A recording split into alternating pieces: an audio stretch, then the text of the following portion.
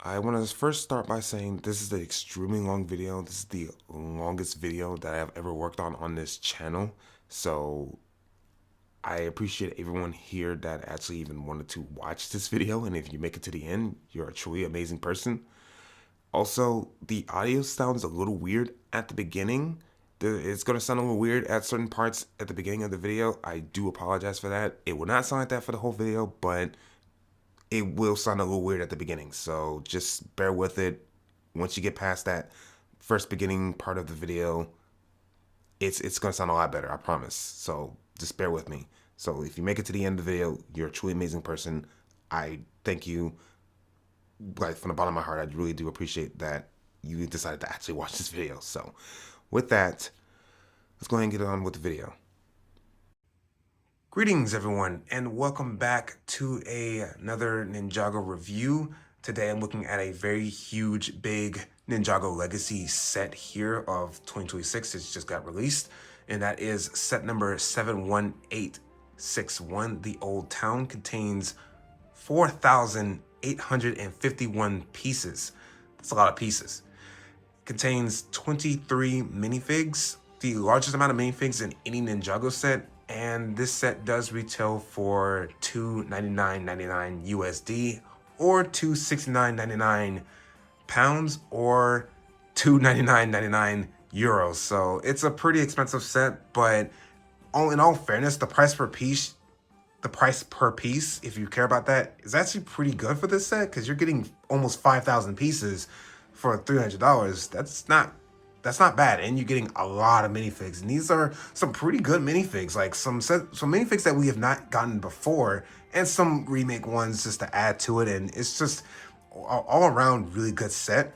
So today I will be discussing all the references because there's a lot of references in this set, so I will be discussing that here and just giving my overall thoughts of the set itself and giving it a score at the end of the video. So without any further ado, let's go ahead and get started.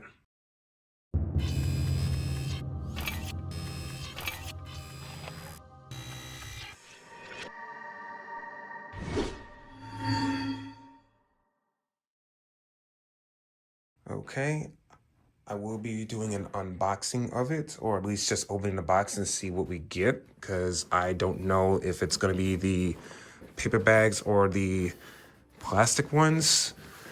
I got high hopes that it's actually going to be paper bags this time because the box is definitely a lot more constructed a lot differently than the typical boxes, and it is really hard to actually get this open. So just bear with me for a second. If I can just get this open without tearing up the whole box. Did I cut all the tape? I did not cut all the tape on the box. Okay, because I actually want to save my reaction for, well, the video right here, because I actually wanted to know if I get actual paper bags this time or not. I think, okay. And wow, look at that. We actually get paper bags this time. Holy crap. Finally, the first time I did review personally where I actually gotten paper bags. So that is really nice to see. Like, I'm actually very excited that this is the first big set I had. Like, the only other set I got was the One Piece, I forgot the set, the Going Merry set, which actually had the paper bags in it. This is like a really big set that actually has the paper bags. So I am actually very pleased to see that. Thank you. Finally, we have finally gotten the paper bags, even though it's crazy. I'm not even, this is kind of a bit of a rant or a tangent here. It's a bit annoying to know that what I'm trying to say, the people who are sponsored by Lego gets the paper bags, and they're like praising it like, oh, we're just gonna typically get this. That is not a typical thing. That was not something that the average common person would get. We would tend to get the plastic bags, and now we're just now getting the paper bags here. So okay, all right, enough of my rant. I just really want to point that out. I am very pleased to now get the paper bags. You are getting a lot of paper bags here. It goes up to 40. So you are getting a lot of bags in this set. It is a really big set. Obviously, it's 4,000 pieces. And I just wanted to kind of say again that it's such a pleasure to finally get the paper bags after like 5, 6 years of them saying that they were going to change the bags to, to paper from plastic, but they have just been saying basically no, you're not getting that.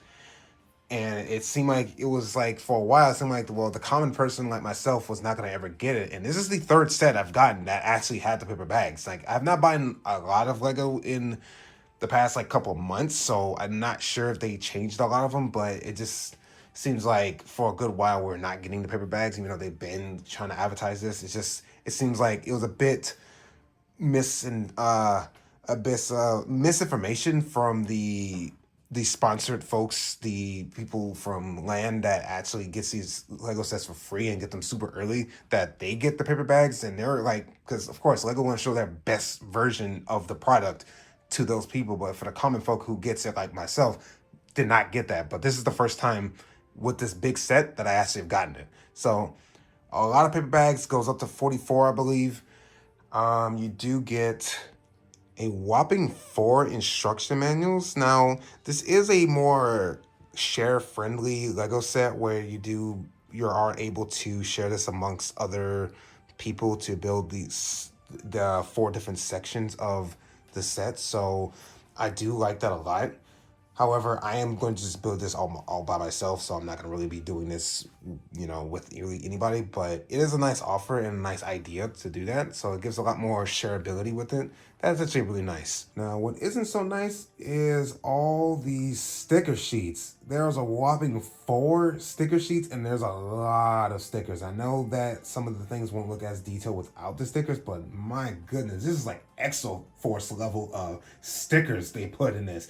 Now, this is like on average, like 2 of these sheets will be for like 1 Exoforce set. It's actually kind of crazy how Exoforce had a lot of stickers, but this is a lot of stickers. And if you don't like stickers, this is definitely going to turn you off a bit from the set itself, because there are stickers here, and yeah, you will be applying a lot of them. So if you don't like stickers and you don't apply them very well, or whatever the case may be, you're gonna have a tough time here, because this is a lot of stickers. I do regret to inform you with that. Now, after actually finishing the build, this is a absolutely gorgeous and massive set, filled to the brim with tons of references and Easter eggs, and I will be covering all of that along with obviously the build and the side builds and the minifigs. But I'm starting with the build first, of course, and I will at the end discuss and show you the layouts that you can configure this set with, and there are different ways you can do it. Also, I want to say initial thoughts with this set was I thought this was a fake fan-made set, because I thought the minifigs was too good, and then I also thought that this set just looked like, it looked a little fan-made-y, because there's just seemingly a lot of mocking kind of aesthetic and a lot of mocks kind of builds and how they would do it, because I didn't think this is a real official Lego set actually being made. However, I was a little disappointed, because initially looking at it, I just seen a lot of 1x1s or small bricks making up the whole set, which kind of disappointed me. So I was thinking, well, there's a lot of pieces here, but a lot of small pieces and 1x1s to make the whole setup. But after initially building it, that now makes me actually really appreciate the set, because now after actually going through the whole process of building the set, it's a whole lot different. Now, the fact that it's still a lot of 1x1s and small pieces kind of basically building the majority of this set is still here. My whole opinion on it is changed, because building it made me really appreciate just how good the set looks up close. So without any further ado, I'm now going to actually dive into each different section of the build. Now let's look at the front gate. As our introductory viewing point of the set, it's a very inviting, wide, open space. The images and videos don't do it justice. This gate is a whole lot thicker than one might think. It's like 5 studs wide, I think, on that. It's like a whole 5 studs that is wide, and it's really thick. It's extremely dense and detailed, with a lot of snot techniques around the bottom area, with a lot of 1x1 flowers and rock slopes, and a small pink bush at the front of the gate you can see on both sides. They also have a nice, have a really nice built-in tree right here. Like it intermingles with the wall itself. It has this look like it's actually grown into the wall. It's actually a really nice look.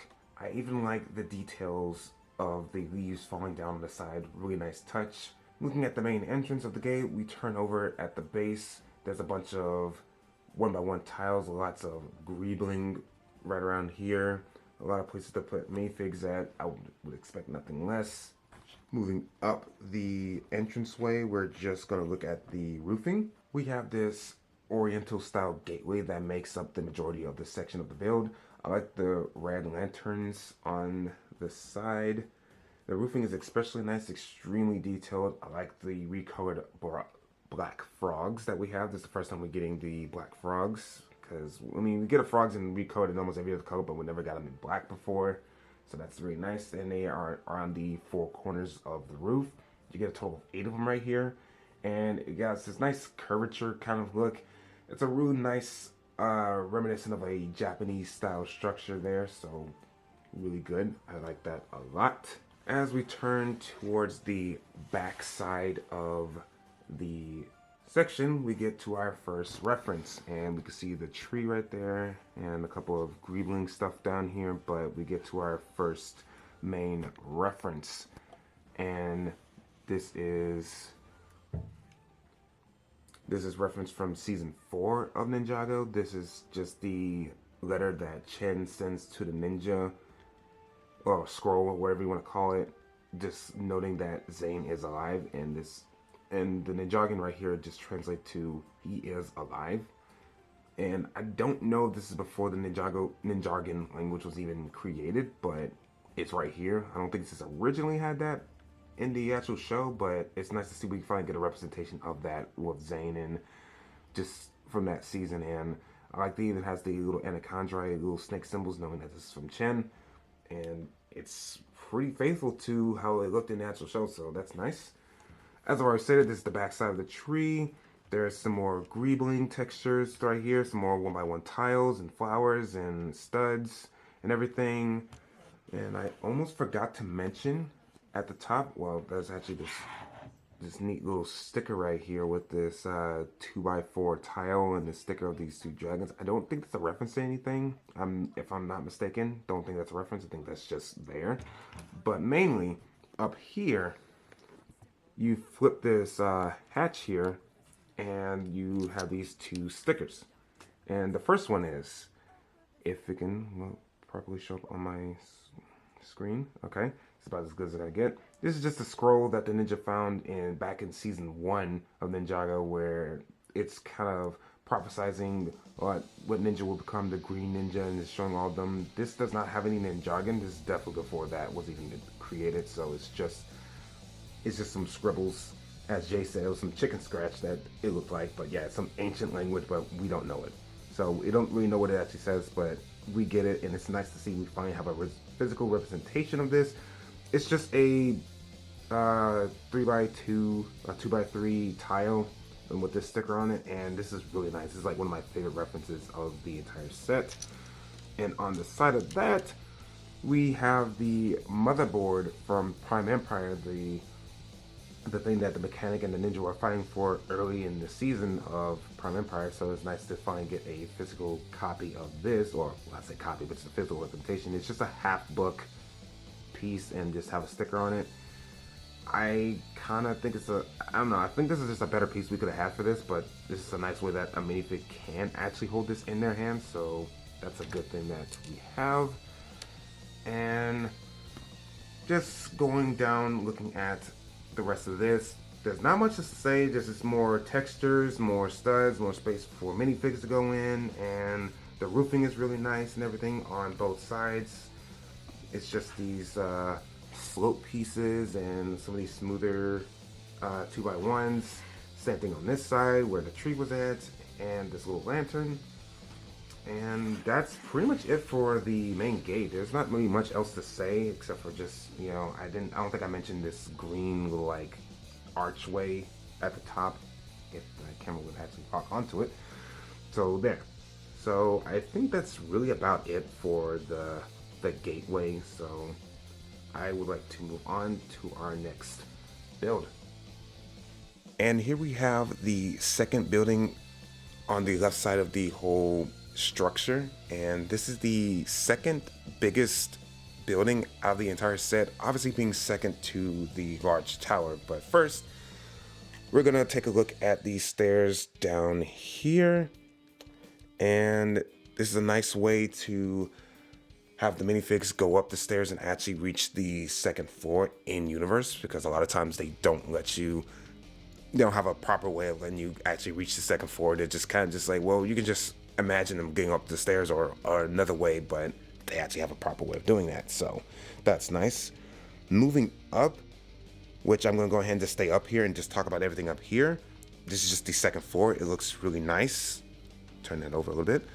And as you can see, there is a lot of tiles here, quite a bit for a lot of minifig space. I actually really do like that a lot. So there's not just, you know, a few spots.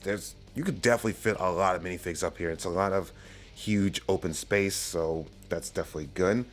And looking at the actual structure itself, now it is rather small, as you can see, and you can fit minifigs in there. There is some space in there. It's just not a lot because it's a pretty small build, but there is some structure in there.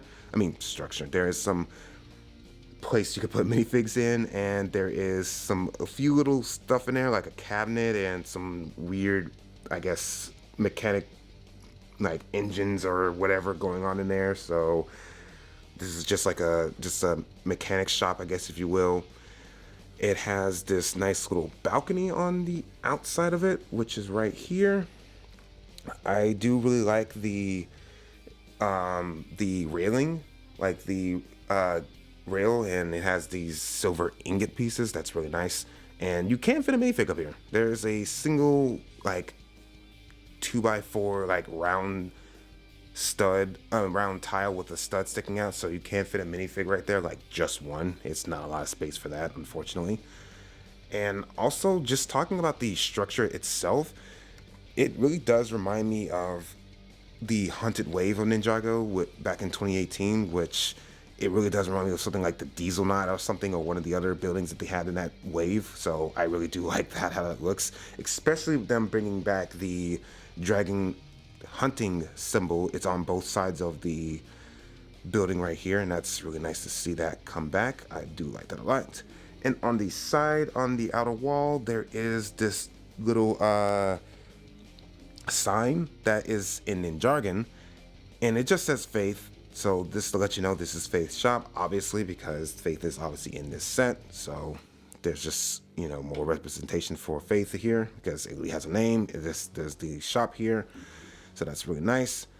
Also, just looking at the roof, there's not much to say other than there's just some 1x4 tiles and ingot pieces and a couple of studs up here. So there's not much to really say about the roof because it's pretty basic on roofing, because there's no special design or building techniques here. It's pretty basic and generic. But the actual interesting thing is this crane. It is one of those strings that you actually have to tie yourself, which I am definitely not a fan of, because I'm always afraid that it will break and it'll snap, or I tie it too tight or too loosely and it'll just unfold. I mean, obviously I managed to do it and I can do it, but it is definitely one of the things in Lego that I just don't really like all that much. But regardless, it works pretty efficiently when you get it right, and I do like it. It goes up and down. Obviously, you go way down. It's actually a pretty long string, and it hooks onto this little barrel. And what's inside this little barrel is just, you guessed it, if I can get it to focus and have some lighting in there, it's just some cookies. That's it. Nothing crazy about that. Just some cookies. So I guess when she gets hungry, she wants a snack, she'll just bring her up some cookies. But all right, now moving back down to the stairway, there is this little walkway. And with this little walkway, if I can angle the camera right, there is this sticker. And obviously the walkway, there's some minifigs space and you can fit some minifigs in there, of course. However, there is this actual pretty interesting sticker here. This is another reference, and it has some more Ninjago on it. It just says Shadow Theater, and the graphic actually is showing Eagle, Ronto, and Gondolaria. And this is referencing season 2 of Dragon Risings, where Bonzo explains her backstory, how she been created by Gondolaria to be the spell that defeats the Forbidden Five. And it's in this shadow puppetry animation, which is kind of cool. And also the graphic design on the sticker itself is actually really looks like the actual show, which is really nice. Well done, actually. I really do like that. So that's really good. Moving forward, however, to the main entrance of the build right here, there's this 2x4 tile with a sticker, and this more Ninjago. It just says post office because this is obviously a post office. And there's a little door to get inside, but we'll get inside and look at all the details in there later. However, I want to avert your attentions towards this tree right here. It's a nice, well done, built-in tree into the building. Makes the building feels old. Like it's been sitting here for a while, and the tree is just starting to grow. The overgrowth is just starting to get inside the actual building itself. Do like that a lot. And moving further down, there is a little mailbox. It's a little mailbox. There's a little sticker on it, and you can fit 1x2 tiles in there for the mail, so you can do that, and it's pretty effective. It's really nice and well done how that's put in there. I really do like that. Next to that, at the end of the wall, it's this huge wall with a big, huge sticker on it. Tons of references here, a lot of them that I won't lie, didn't know much about until looking it up, so hopefully I'm getting it right. So I'm going to try to name everything, all the references here, and hopefully I can get it right. So let's go ahead and start. Looking at the way bottom right here, that's just the Sky Pirate symbol from season 6 of Ninjago. That's the one Nanakon uses for the Sky Pirates, so we already know that one. We see that one a lot. And on the left side of that, right under there, there is the Unity symbol in the March of the Oni, where all the ninja put their hands together and made the Unity symbol on the wall, for the mural on the wall in the monastery. So that's what that is. And a little bit above that, this is a very interesting one. These two posters. This is probably the most obscure reference, in my opinion. This is from the Spinjitzu brothers. This is the comic with Young-woo and Garmadon going on adventures. You know, it's pretty obscure, so I'm not surprised if a lot of people don't know that, which I didn't because I never even read the comics. So this is definitely something that I did not know about. Regardless, on the top, it's this guy named Mandaro. He's a magician making paintings come to life or whatever, and eventually he got unfortunately trapped in the painting, and that's what this poster is for. It actually says missing. It says missing in Ninjago because he's missing, but he got trapped in the painting, but this is all they had of him. So it's pretty dark, actually, when you think about that. The next one is this evil guy named Tanabrax. He's a puppet master. He controls shadow puppets or something like that. And yeah, I don't know much else about him. He's just some evil shadow puppet guy. Anyway, next there is this Sons of Garmadon image. I say Sons of Garmadon image. Sons of Garmadon symbol, but it's crossed out because the group is disbanded. And right next to that, on the left side, is the Woo Crew symbol. That is really hard to say. Try to say that 3 times fast.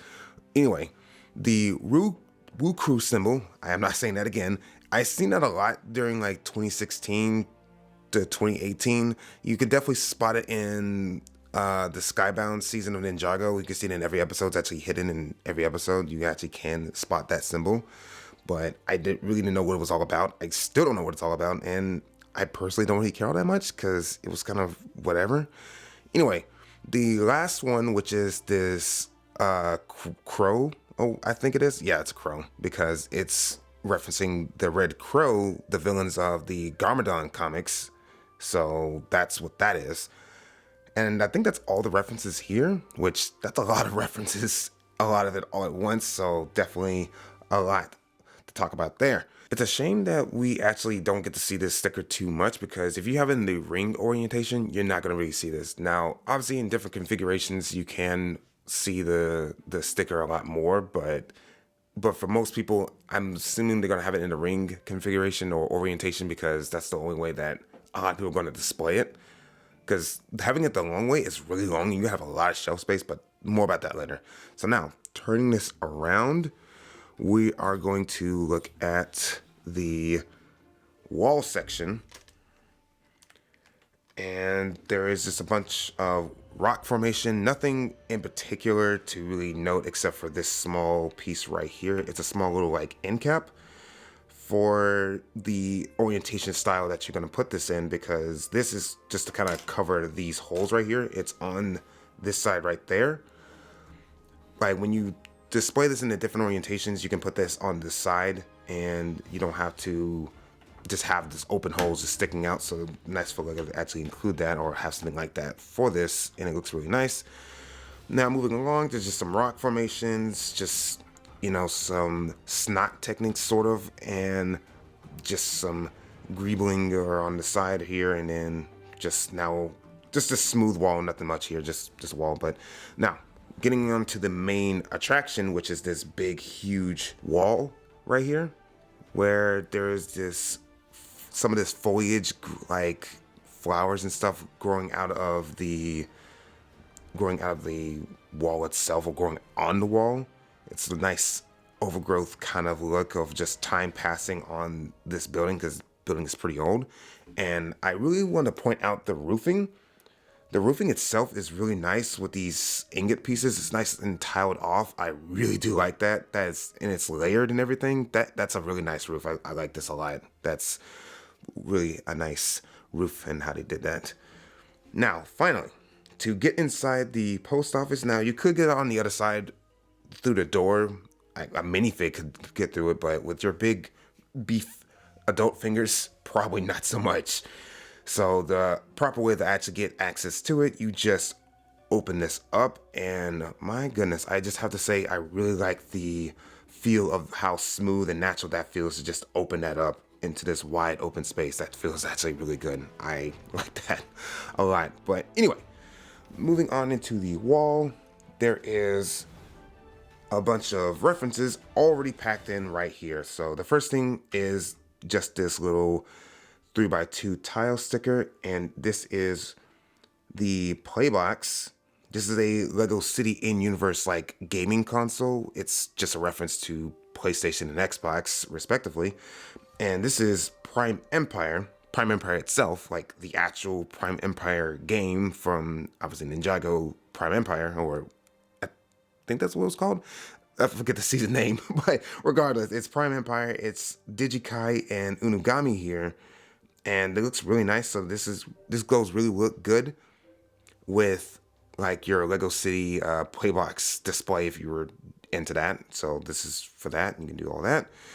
And just under that, gotta take that out. That's actually really hard to get out. The next reference we got is of not Cruncher. No. This is Knuckle. Sorry. I was thinking about the other one. This is Knuckle, one of the Skullkin generals. It's just one of the trading card collectibles that Ninjago been issuing out, like from a couple of sets a while ago actually. So this is just another one they finally added to your collection, or whatever, how you're gonna display this or have this. But it's of Cruncher, Knuckle, not Cruncher. Why I keep saying Cruncher? Knuckle here, and it's just a reference to the trading cards from way back in 2011. If you ever got the spinner sets, which I got one of them, I only got Zane. That's the one I had, but it's really cool to see that here. And underneath that, there are just some, I guess, packages right there, and then under that, it's a cubby of mail. Just mail. Just some 1x2 tiles of just assorted mails, and it's actually printed. Wow, it is really getting blurry, but it's printed. You can see that. So that's really nice. Moving into the actual building, which is really dark in there, and it is really hard to get in there. It's really hard to get good lighting in there. And that's one of the things about these sets that is actually kind of annoying, that they show you all these good lighting inside of the sets themselves, but in actual reality, when you're actually playing with it or looking at it, it's really hard to get lighting in there. But I'm gonna move on. So the first thing we have is this desk. I'm gonna have to.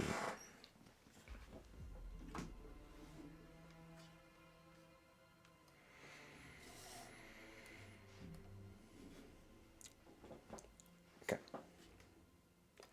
First thing here is just this small little desk, and there's a little water fountain and a little mug, but also our next reference. And lo and behold, what is it? It is another trading card reference, if I can get it to focus. It's a little trading card reference of Cruncha now. I'm getting that right. Cruncha. Cruncha right here. And it's just the trading cards. It's nice to get another one of the Skulking Generals. Yeah, it's just nice to get them. Because we don't get a lot of the actual bad guy ones. We just get tons of the ninja. Like I think we got all the ninja. I don't know if we have none of the one of the Skulking Generals. I don't know for sure because I can't remember. I don't know what set it came in, so I couldn't tell you, but I think we did. But regardless, we have these two in this set, so nice to add to your collection if you care about that, which I am kind of indifferent on because, I mean, it's nice to see it, but I'm not like in love with it or like I gotta have them all, you know. Anyway, moving to the side, there are these, it is a small like desk with like a pen, and there's a little lamp on the side right there that you can hopefully see, but the lighting is really hard to get in there because it's really dark in there, so, and blurry, so it's just making it all the fun to just to get in there to not see anything because it's actually really dark. Regardless, there is a pen, there's a lamp, there's a little letter. I guess you can write your notes, letters, whatever, send it off because you're at the post office, so there you go.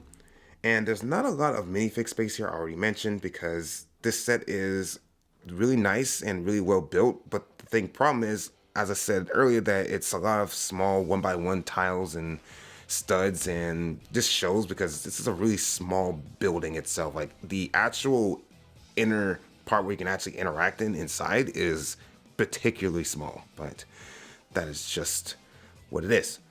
Now, closing that up finally, we are at the final part of the wall, and we already have another reference already, and that is this small 3x2 tile. This is from season 3 of Ninjago Rising. I think it's like the first episode when Kai, Nia, and Wildfire are looking for Jay, and they get trapped by the, I don't remember what they're called, but they're like these rock people, and they have like lightning or something. Regardless, they escape from their capture, and they put this wanted poster. That's what it says in the jargon, and it's a nice reference, and it's a pretty recent reference at that. That's actually kind of crazy that it's a pretty recent reference, and I know the guy, the designer, was talking about referencing every single season of Ninjago at this current moment, so he made sure to get this, and that's really cool to actually get that in this set. So like, so early, like, I mean, I say early, but just, it's a reference that came pretty recent, so even new Ninjago stuff is getting referenced here. But okay, moving downward, there is this small little shrine. It's a pretty small little build here, not much, but it does serve as a feature or a function. It has a play feature, and that is you press this little thing right here, and it pushes out this wall. That's pretty neat. It actually can put up this wall. So that's why the wall looks kind of damaged and cracked, and it looks like it's about to break, because it actually serves as a function to blow that out. You can actually do that, and it's pretty easy to put back in, no trouble, and it's easy to do the function again, so you're not gonna struggle trying to rearrange it and fix it back. So that's really nice. Now, last thing I want to talk about before moving on to the next building is just a small tree that, well, I say small, but it's actually a big tree that's built into the wall itself. I didn't mention it earlier, but yeah, it's just a tree with the same yellow leaves and everything and flower bits falling off, and it's on the other side with the steps and stuff. So that's just it. That's like the last thing to really mention here is just this big tree, and that is all that is for this section. So let's go ahead and move on. Now, completely looking at the opposite direction, we have the other side, which is the smallest out of the 4 buildings of the entire set. This is just the little lighthouse outpost kind of thing. I don't know exactly what it's called in universe name or whatever, but there's a lot to talk about. Not as much as the other stuff, but let's go ahead and get into it. On the side down here, there's just a lot of rock formation and flower bits and a little bit of a water stream kind of going through it and stuff. So that's a really nice look. And there's just a lot of platforms and a lot of space for minifigs, surprisingly, because there's just a lot of open space just with studs just sticking out and everything. So definitely not lacking in space. And looking at the front, there's these ladders where minifigs can actually go up on it. That's really good because now it's nice and actually have an in-universe way of doing it, even though they might have to jump a little bit because it's pretty high up. Like, they might could actually reach it. They might. I don't know. I don't have a minifig to compare it with right now, so it's just like, I'm assuming that they can. And above that, we have just this platform just section where there's a lot of open space for minifigs, which is really good. A lot of these 1x4 tiles in this nougat-esque kind of nougat-ish kind of color, so that's good to see. And moving further up, now we get closer to the main actual build here. There's this sign right here that shows where the post office and the, I don't know what that symbol is. I don't think that's just like the main like big tower, and then this one is just going to like where the main gate is at, like the main entrance that I just showed off a while back. But yeah, that's what that is. It has a lantern on it, and it's pretty good right there. Like, it's a nice little spot right there. And also, I noticed, you may have noticed this string that I have right here. I would have had it on the tower, but I didn't because it's a lot harder to take it off of this part than it is on the actual tower itself. So I just decided to leave this here. So more on that when we actually get to the main tower section. So that's why that's it there. But okay. Anyway, now looking at this sign right here, there's a sign and there's a little lantern. Moving that, I didn't mean to take the whole thing off.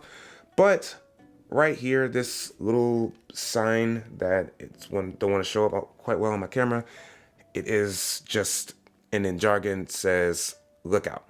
That's all it says. Before getting into the main like section talking about everything, I want to kind of go back on the other side and just look at the other rock formation and snot techniques and everything right there. So it's good to see all that. It's really nice and detailed. There's a little tree right here, a really small one. So not a lot going on right there, but there's just a lot of detail in rocky formations and everything looks really good, really nice, well detailed. I swear that is so good to have all this detail right here. Like, honestly, this is almost my favorite section because I just really like the rock formation of how they did it in the platforms. It's really nice, honestly. Now, looking slightly above, well, on the side of that, looking way down at the bottom, there is this small lime green frog with a little flower on top of it. It's a really small section. You really wouldn't even see it most times because it's just like underneath all this other stuff, and you're gonna have this in a different configuration or whatever, so you're not even going to see this too often. But it's a nice little spot right here. I like that. Underneath the main build, there's these brown support beams and got more red support beams holding up the whole thing itself. So really intuitive and really intricate of how they did that, and I like that a lot. That's really good. This is why I really like this build, because it's so intricate and detailed, but it don't do too much. It doesn't like overstate its welcome, honestly. So I like that a lot. Now moving at the back side, there's this big 3x2 tile with some more Ninjago on it, and it just says Old Town. That's literally all it says. Now, coming full circle, there is just the inside of this, which this has like probably the most minifig space I've seen so far, surprisingly being the smallest build out of like the main section, the main 4 sections. And there's actually a lot of minifig space here, so you can actually fit a lot of minifigs, and you actually can fit your fingers in there pretty good, actually. So that's actually nice. There's this telescope. There's a little lantern and a table, and on that table it is another reference, and that reference is the blacksmith shop from the pilot season of Ninjago, or the pilot 2 episodes, and it's from the from the telescope, this is actually supposed to be what you're seeing, like from the distance, is actually the blacksmith shop. So that's actually what this is supposed to be representing. Like, it's not just a picture, it's actually supposed to be what you're supposed to be seeing through the telescope or whatever. So that's really cool. There's a little crossbow thing in there. I don't know anything specifically about that, so that's just pretty simple and standard. Now, the main interesting part here is this roofing. This roofing is so nice and well done. It's so smooth, and look at the curvature on that. Like, that is really top notch. I love this so much. Honestly, this whole building right here just really looks like it's something ripped straight from like Japan or something. It's such a cool looking roofing, and this whole building just looks so nice. I like it a lot. Of course, we have the black frogs at the ends just to have that nice curvature look, and these like claw pieces. It looks so good. This is such a good roofing. But yeah, that's really all there is to say about this section, because there's actually not much here, especially even for references. So let's already go ahead and move on to the last formation building. Now finally taking a look at the final section of this build, which is the biggest part of it, the main attraction really, and this is this huge tower. So I'm going ahead and start from the right side because there's a lot to talk about here, and this is probably the easiest part to talk about is the right side. So let's go ahead and get into it. All right, now finally looking at this section, we have a lot of stuff here. Mainly just some rock formations and other knickknacks of flower bits and stuff, but mainly just want to talk about this waterfall streaming down, and you have this flower piece right there at the end of the, well, I'm calling it a pond, but it's like just a small little pond. And it has this new flower like mold, I think. It's not in too many sets, it's actually pretty new. So yeah, this flower right here, it's actually pretty new. And it looks nice. It's really well built. Has a lot of structure here and pink flowers and stuff. Obviously from the big blossom tree that's at the top that I'll get to in just a second. But we're moving a little bit up these stairs here, and there is quite a bit, obviously, to talk. There's a lot of stairs, and they're really nice and well done, and like how they curve and they go up and down like stairs do. But it's really nice and well structured is what I'm trying to say, and I like how it looks. A few more rock formations on the side, more pink flower bits, and one by ones, a lot of those. Now, the main interesting part is once you take all of these off, it's gonna be a little hard to take these off actually. Now taking that off finally. Now we get to this really fun, pretty dark reference here.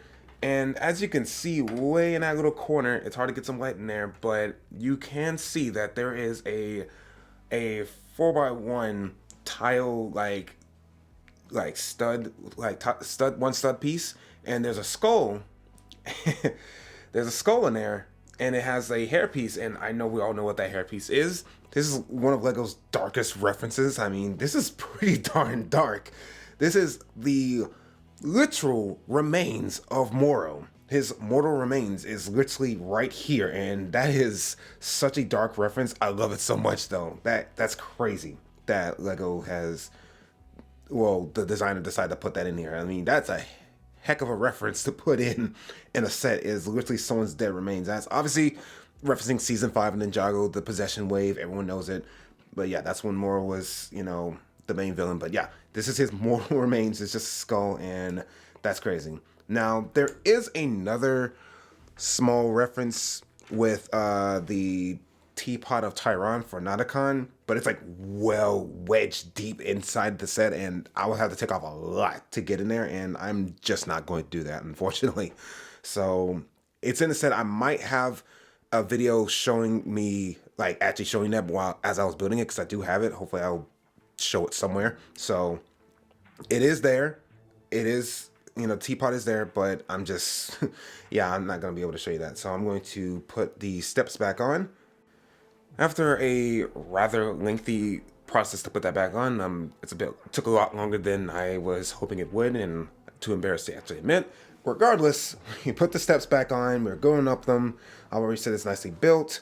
We come to this really nice blossom tree, pink blossom tree, and it's nice and very well detailed and well put together and choreographed, because it really feels like a really big tree. And I really do like the trees that I've seen in them in a couple of Ninjago sets, actually, that they have a tree and it's really well done. They really like the blossom trees a lot. I can't blame them, because seeing the pink tree leaves and flower bits is really nice. So honestly, I can't blame them from wanting to do a blossom tree, because it actually looks nice.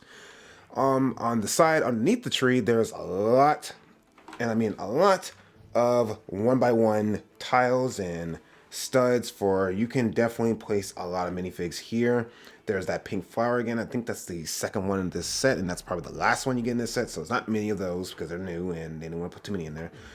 There's a lot of rock formations, and there's this nice pond also where that flower's at, so it's really nice, really nice. This, you have the big tree again, but on the other side, turning it over, before we get to that behind the tree, I would want to mention just the rock formation on here again. And yes, another end cap piece you can take out, and however you configure and the orientation you decide to put your set in, you know, you put this on the other side, for then there won't be no open holes anywhere. And you also get to see the nice, really nice detailed tree and how integrated and how well structured it is. I certainly like that a lot. I really do think that this tree is one of the better trees that they've done. I think the one I'm thinking about the most is the city garden set. I'm actually looking at it right now because it's like right on my shelf. I'm looking at it and I like it, but it definitely needed a bit more work. And I know it's a pretty big piece, and it was hard to kind of integrate that into the set, because it's kind of like a support beam for the higher end of the set itself. But yeah, but this is a lot better, and it looks really nice and good. And also, we get our next reference, and that is, if I can get it to focus, we have this odd piece. I don't know what the bits are for the piece, but basically it's got a sticker on. Of course, I got two stickers actually for this, and this is the kite referenced in season 5 of Ninjago, also in the possession wave. So it's a lot of Moro references here, because this is the kite that Moro was using his elemental powers for the first time on, or at least I think it was the first time. But regardless, this is when Sensei Wu found him. You know, it was a bunch of kids in the going through the trash, and then they ran off, and Moro was still using the kite, and he was blowing off, well, the kite in the air with his wind powers. And yeah, that's what this is referencing. And it's nice to see we actually have a representation of that, and it's stuck in a tree. How befitting for a kite. Now, moving along, there's this little lantern again. Well, I say again, but it's just a lantern. Nothing's fancy with that. Just a lantern. And down here, we're going to move back down. We got some more rock formations, and what's this? Another feature? Why, of course it's another feature. We open this up, and oh boy, it's going to be hard to get into. There is this secret entrance. This is like the minifig way to get in here, and I already kind of just showed it. It's a minifig way to get in here. You can open it up. It's really hard to get in there, so I'm just going to go ahead and just show you the big proper way of how, you know, big fig hands can get in there. You open that up, and you can take that off, because that's just a simple, you know, simple way. It's not connected to any studs. Take that off, and there we go. There's a lot of stuff here inside of this little chamber, or whatever you want to call it. Now, with some proper lighting, or at least the best I can possibly do, there's the secret entrance for the Loyalist gang here in this set, and this is actually the new villains for Ninjago Rising Season 4. We, obviously, as the time of recording this is before the season is released, so I don't know anything about this. And hearing from the designer, this is actually going to be referenced and shown in the actual show. This set is actually going to be kind of semi shown, just not in the state that we see it in now, but it's going to be bits and pieces, and you're like, hey, that kind of looks like, yeah. So when the next season comes out, sometime obviously this year, we'll see that and be like, oh, okay, cool. So yeah, so this is just this little secret entrance, and obviously they have a picture of I don't remember her name. I can't think of her name right now. It is lost on me. Okay, after a quick look up, her name is Empress Beatrix, so that's what it's referencing. And it's also this is just the poster that they have inside of the in this here, just to kind of represent their loyalist following to Beatrix. And also this is a reference to just Ninjago Rising season 1, where there are all the banners of Beatrix everywhere. So this is just kind of like a double whammy kind of reference, I guess. So that's neat, because I won't lie, I did not know her name. But okay, on the side of that, there's just the inside of the tree. Not too much to say, but it's just to show that the trees actually legitimately intermingle inside of this rock formation and the set itself. So it's not just like it's sticking out like a sore thumb. It's actually integrated pretty well in there. So definitely like that. Moving to the other side, there's nothing on the other side. There's just this one little sticker piece. I'm gonna bring it closer. Hope we can get a clear shot of that. And this is not any language so far that we are aware of. This is like some different ancient language, I guess, because obviously this is before the season 4 season starts, so I don't know what it is and what it's for, but it's just this little like scripture, I guess, if you will. And it has this like dragon on it. I don't know any of this, so this is just kind of just here, so not much else to say about it. It's just, it looks cool, I'll give you that. And then, of course, we have the big, huge, whatever this is. I don't know, like some hologram computer device thing, transmitter. I don't know what it is. It's just this big, huge thing. It looks really cool, though. I don't know what else to say about it, so that's what I'm going to leave it at. I'm going to put all this stuff back, actually, on that. You close that up. Put this back on, if I can do it right. Put that in there. Close that up, and there we go. We have exactly what we need to see in there. Just some more rock formations. And lastly, before we start moving up to the upper levels, we just have the big back gate right here. More tiles and studs for minifigs. And on the side, there is another reference.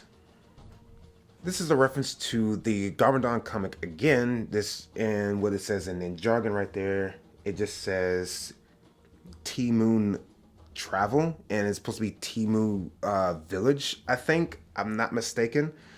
I'm hoping I'm getting that right, but that's what it is. It's just another Garmadon comic. This is a place that Garmadon travels in the comic, so that's a nice reference, again, to the Garmadon comic. And I forgot to mention on the outside that there is these gold trimming little spots on the 2x4 tiles and this 1x3 tile pieces. It's a sticker, obviously.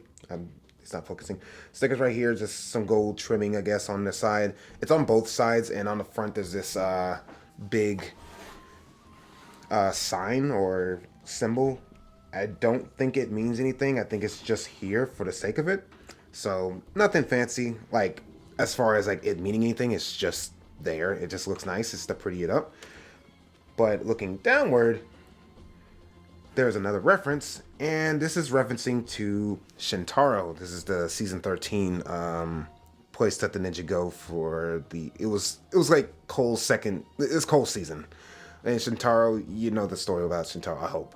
I don't know. If you don't, then I would recommend just watching it, because it was actually a pretty good season. And in jargon, it just says Shintaro, so that's nice also right there. Now, one final part I forgot to mention right before we get to the upper level, there is this small door that is a bit hard to open. You open in there, and there is basically nothing too much in here except for a really small kind of reference here. It's hard to get in there. There's no real access, so I'm gonna have to shine a light in there a little bit. So sorry about the flash just suddenly coming in. If it can focus, hope you can see that in there. It just says sleep, sleep, and that's referencing to Harumi when she actually is in the set, and it is really hard to get that lighting in there. And there is a small little typo where it just says sleen, sleen instead of sleep, sleep. Small typo, but it's all good, because you're probably not even going to access this room hardly at all. So it's here, but there's nothing in here. Oh yeah, there's a little spider, but not much else to really be spoken of. Now moving further along, finally getting to the tower itself, there's this big like doorway well, not the door, but just the gate that's just surrounding it. It's nice and have these nice red like trimming or beams, I guess you will, and it has these gold. I guess you could call them statues. I guess they're supposed to look like lions or something like that, but it's a little hard to tell that in Lego, and plus they can't be big, huge lions or whatever. But this is supposed to be referencing Dr. Saunders' museum, and that's actually what it says right here, or at least it just says Dr. Saunders on that sticker, but it's supposed to be referencing his museum. That's all it is. And I realize now what the symbol is supposed to mean when I was talking about the other section with the sign that was like the crossway. It was telling you which way to go. Yeah, I realized it's referencing the museum. I didn't know what it was talking about, but now I know the full context of it.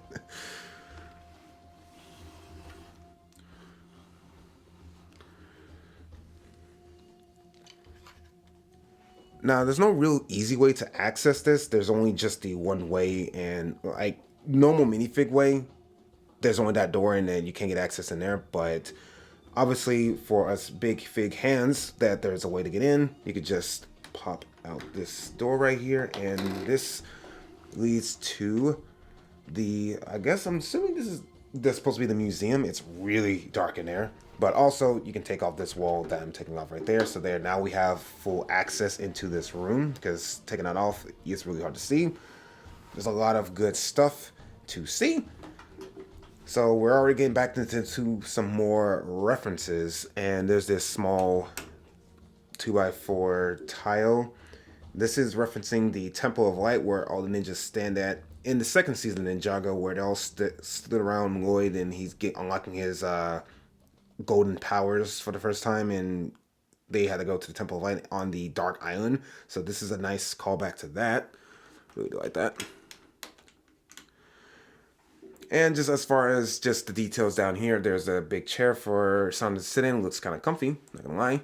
And there's just some tiles, some like halfway angular tiles. That's just, I guess, the flooring. But it's hard to fit minifigs in here. They can't really stand even like on this side right here. There's not much space for them right there. There isn't. However, they can just stand right there if you just want them to, but you know, they could easily fall if you move the set a lot, which hopefully you won't be moving it too much. You just have a single spot for it, but yeah, you can. And there's a little chair, so that's all that's right there. And moving into the top section, I'm gonna have to bust out the light because it is actually really hard to see in there. There is a couple books, not much else to it, and we get to another reference. Yet again, this is like the final boss of the references here, because this is where all the references we're going to get in this sentence are going to be a lot of them packed to the brim. There is this, this is from the Forbidden Spinjitzu season of Ninjago. This is, I guess you can kind of as season 11, quote unquote, or whatever how you want to look at it. So this is like season 11 Ninjago here with the Forbidden Spinjitzu scrolls. This is based from like this is the one they used for the Earth one, but honestly, this is more looks like just the one when it's not activated, the scroll when it's not activated. And this is the first time we're getting it not in the vinyl piece that we got a couple years back. This is actually just now just a sticker, so it's honestly a much better way to represent it, because I didn't really care for the vinyl piece. I personally don't like vinyl when Lego uses it. It's really crappy and it kind of bends and crinkles a little too much for my liking. So this is a much better way. It'd been really cool if they actually had like a cloth piece doing it. I know they wouldn't go out their way to do that, but that would have been absolutely sick. So I wish Lego would do stuff like that a little bit more, have cloth pieces and show that, but it is what it is. It's nice, so let's go ahead and move on. Oh yeah, I forgot to mention, to get actually even better access into this room right here, you can actually take this whole roof off. I don't know if that was an intentional design. It seemed like it is, because let me look at it. It's like there's hardly any studs connecting to it, and it's pretty easy to take off and put back on. So that seems like an intentional feature right there. So I'm going to assume that's what that's for.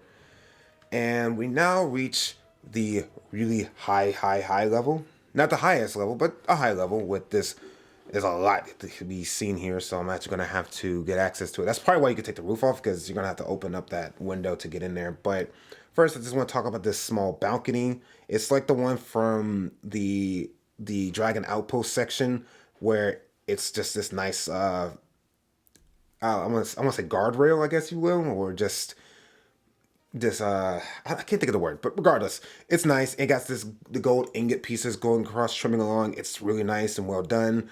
There is this little zipline hook, which is for the zipline rope piece that I actually was showing in the other section just a minute, like whatever how long ago that was. I'm going to show that in just a moment or soon enough.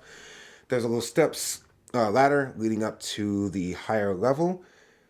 There's the sticker of the museum again. I think this is the second one that we get, or the first one. I don't remember, but regardless. Okay, to now actually access this, yeah, you couldn't access it with just that. So yeah, you do have to remove the roofing of that. That's why I had to take that off and move that. And there is a lot of references here, a lot of ones. So let's go ahead and dive right in. On the side right there, it's a little hard to see. I would pull it out, but it's a little hard to get my fingers in there. So unfortunately, this is the best I can do. This is referencing to the Ninjago movie, Destiny's Bounty, which I think that's really cool. And you can actually see Lloyd on it. It's actually really nice and pretty detailed, actually. Like, honestly, you can really, it looks like, obviously, even looking at it dead on, it looks pretty faithful to the actual set box. And after me actually owning it, yeah, I know exactly what that's referencing. That's really cool. And also, I made a whole mistake of thinking that I didn't have to do that. You can actually do that. This is so much easier. So this is just an easier way to get it out. And also, Saunders must be a real big fan of the Destiny's Bounty because he has another one. And this is the original one way back in 2012 of Ninjago, referencing that first Destiny's Bounty. Oh my goodness, I cannot tell you the times I have seen that set on the Walmart shelf, wishing, praying that I would get that for Christmas. But unfortunately, I never did, so it is what it is. And it's just nice to see that green box. That is so nostalgic. I'm very nostalgic for that. And also, there's this little newsletter, and it's like supposed to be a stack of newspapers, I guess, and just a little news. Obviously, it's just a newspaper, and it just says newspaper. No, that it doesn't say news. It says I forgot what the Ninjago says for that. So I am actually perplexed on what this actually translates because that first like three-lettered word, that's like an N, G, N, I believe, and a C. So I don't know what that stands for at all. I'm like, I don't know. I actually have no idea. I know the last part says, sorry, it's a little not focused, but I know that last part just says news. But the first three letters does not say that. I think that's a typo because that is baffling. I cannot translate that. It just says it's just TGC. I don't know what that is. So maybe I'm getting it wrong. If you know, please let me know in the comments because I am truly baffled by that. But regardless, this is a image of Twitchy, and this is just showing in the newsletter. I don't know specifically what it's referencing other than just Twitchy himself. I don't know the specifics about that, unfortunately. So yeah, okay. There's one more reference before we move on. I'll just go ahead and take this one out because it's a lot easier to do that. And this is a huge reference. This is referencing back to season, I want to say 8, 9, but basically this is from the Oni trilogy in general. This is the Oni and the dragon in the first realm battling it out, and there was this cool animation. It looks pretty faithful to it, so that's nice to get that referenced here also. Very nice, very nice. Putting that back up. Yep. And we're gonna put this roofing back on that, so is what we're gonna do. The roof, well, I got the wall and then the roofing, which I forgot to mention that the roofing is really nice, well detailed, got a nice curvature, got nice details, flowers, and everything on it. Like, it's not much to really add to the roofing because they're all really nice, so there you go. But turning it back around, we are going finally towards the top of this, and we got a sign right here. And I know this one just says Old Town. Without even having to look that up, I know exactly what that says. But that newspaper, I don't know. But then we got the Old Town. And above that, we have finally reached the tippity top of the tower itself. I'm gonna fix that a bit. So we have finally reached the top. We have this nice big balcony here, a lot of minifig space. There's no studs, so they would just kind of stand there. If you don't move it too much, they'll be all right. Got this little telescope, got a sensei's hat in gold right there, and it's just really nice and well detailed. I love the gold trimming across with the ingot pieces and tiling. Very nice stuff. And we got this blue building, which I did not mention that all the buildings are kind of in tandem of the same color as the. It kind of reminds you of the Temple of Air Jitsu set. This was not a reference as the designer said, but this is kind of like, it seemed kind of like by accident, but it kind of reminds me of it, especially with the sand green, sand blue colors, like honestly.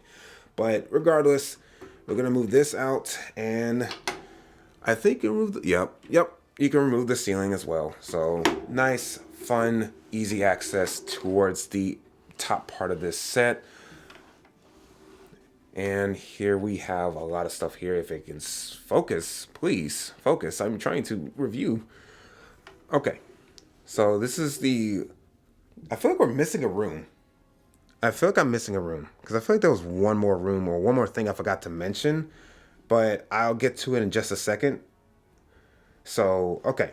So we got this main office room, and there is just a little fan, filing cabinet, a telephone, a chair, and a little lamp.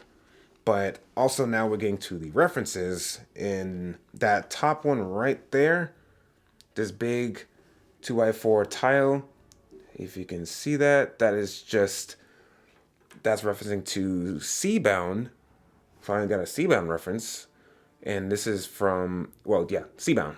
So the 14th season of Ninjago, if I'm not mistaken. But this is just Wajiria versus Naiad is her name, duking it out and all that. So, and I think it was in this animation, or just regardless, it's just an illustration of it. But I don't remember.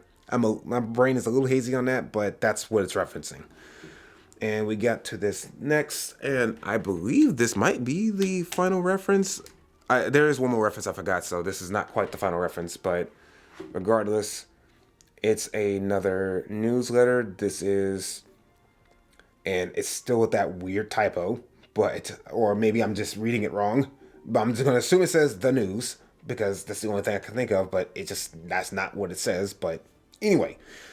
It's just a newsletter. This is the rock or meteorite that they found. This is referencing Rebooted, one of a very fun season of Ninjago. The Rebooted when the ninja went to space and when they found the golden weapons. And I don't remember the full on context, but yeah, basically some guy found the meteorite and had a news article about it. So that's quite a deep cut reference actually at that. So.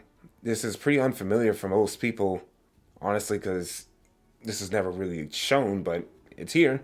So a nice callback to a fun season of Ninjago that I know everybody loves. Everybody loves that.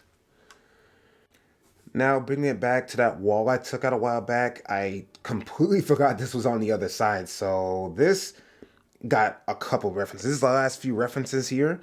We're going to start with the smallest one. Well, they're both the same size, but we're going to start with this one on the far left. And this is referencing the moon cycle for Day of the Departed. This is, if it can focus, wow, it really doesn't want to focus, but it's just showing all the different moon cycles or whatever. And I forgot the context of what it all meant, but yeah, this is just basically when the rift happens, and this is when you can, I guess, go back and potentially turn back to normal or whatever, or something like that. When you was cursed by Sensei Yang or whatever how it goes, but that's basically what that means. I think. I don't quote me on that, so I probably got that way wrong. Regardless, we got our next. Wow, it is really not wanting to focus, but we got the next one, and that is the crystallized reference. Oh boy, it's a fun one. Crystallized, another awesome season. And this is when they were trying to unlock their dragon powers. This is when they had to jump up, kick back, whip around, and spin. That is quite the callback for that. So yeah, this is referencing that the song they used to have or whatever, basically with that. But you already know all that, I hope. And lastly, we get this really long, huge, like 2x8 tile. I don't know if that's right, but it's just this mirror of Garmadon.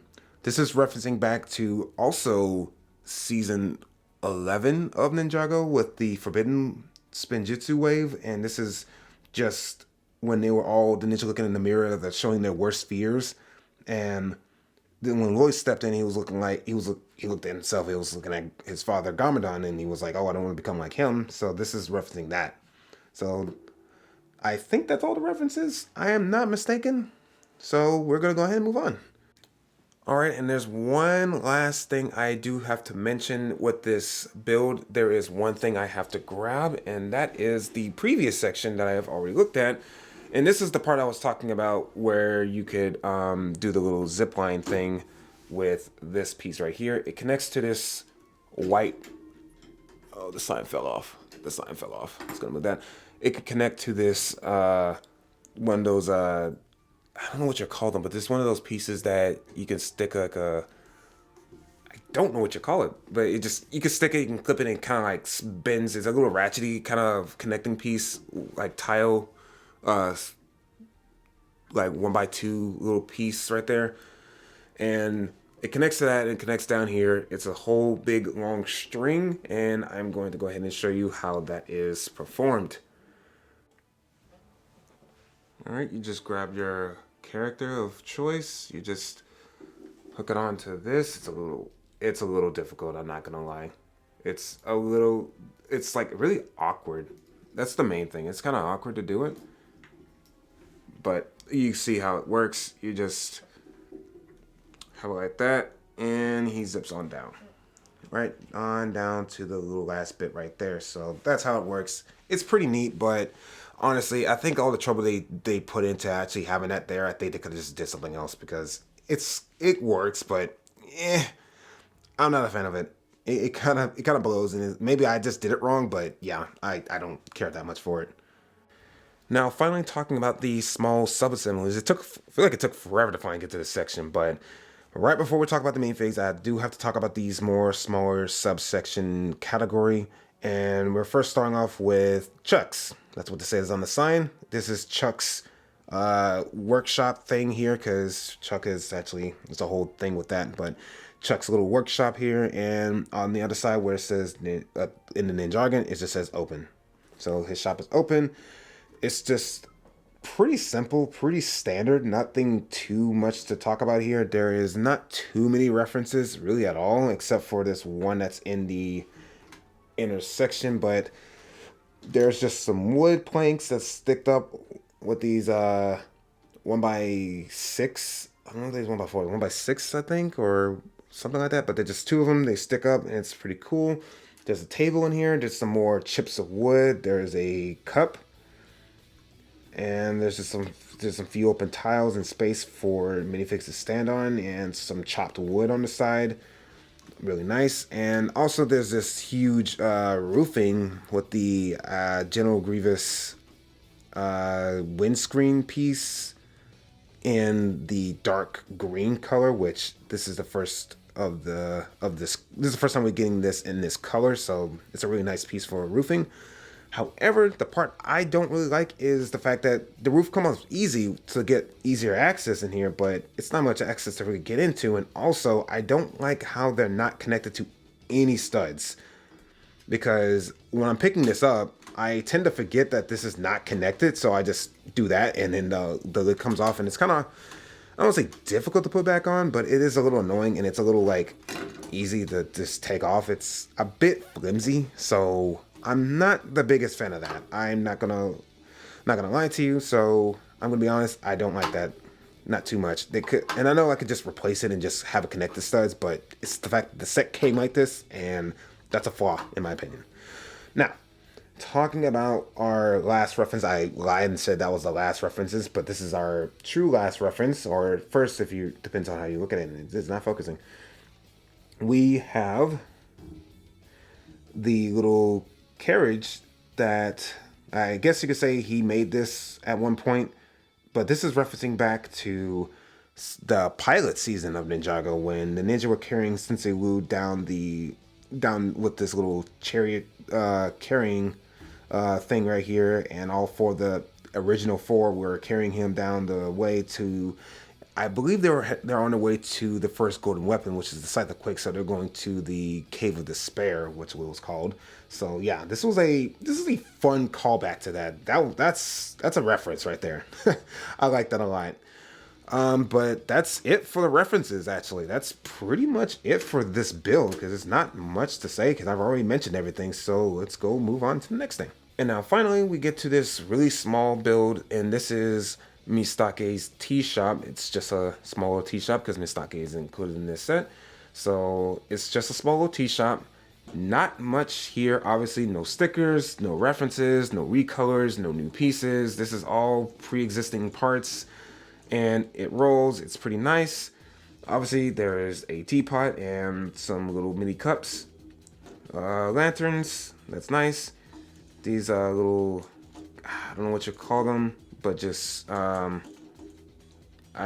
don't know what you call them, but they just move up and down. These little, they're not flags, they're, I don't know what you call them, tarps. I'm really lost at what they're called, because I actually really never think about what these actually are called when you know, at shops they will have these up, but I just cannot think of the name, and I don't know why I don't want to focus on that. I want to focus on something way far in the back corner. But this is pretty much it with that. There's not much here, so let's go ahead and talk about our final side build.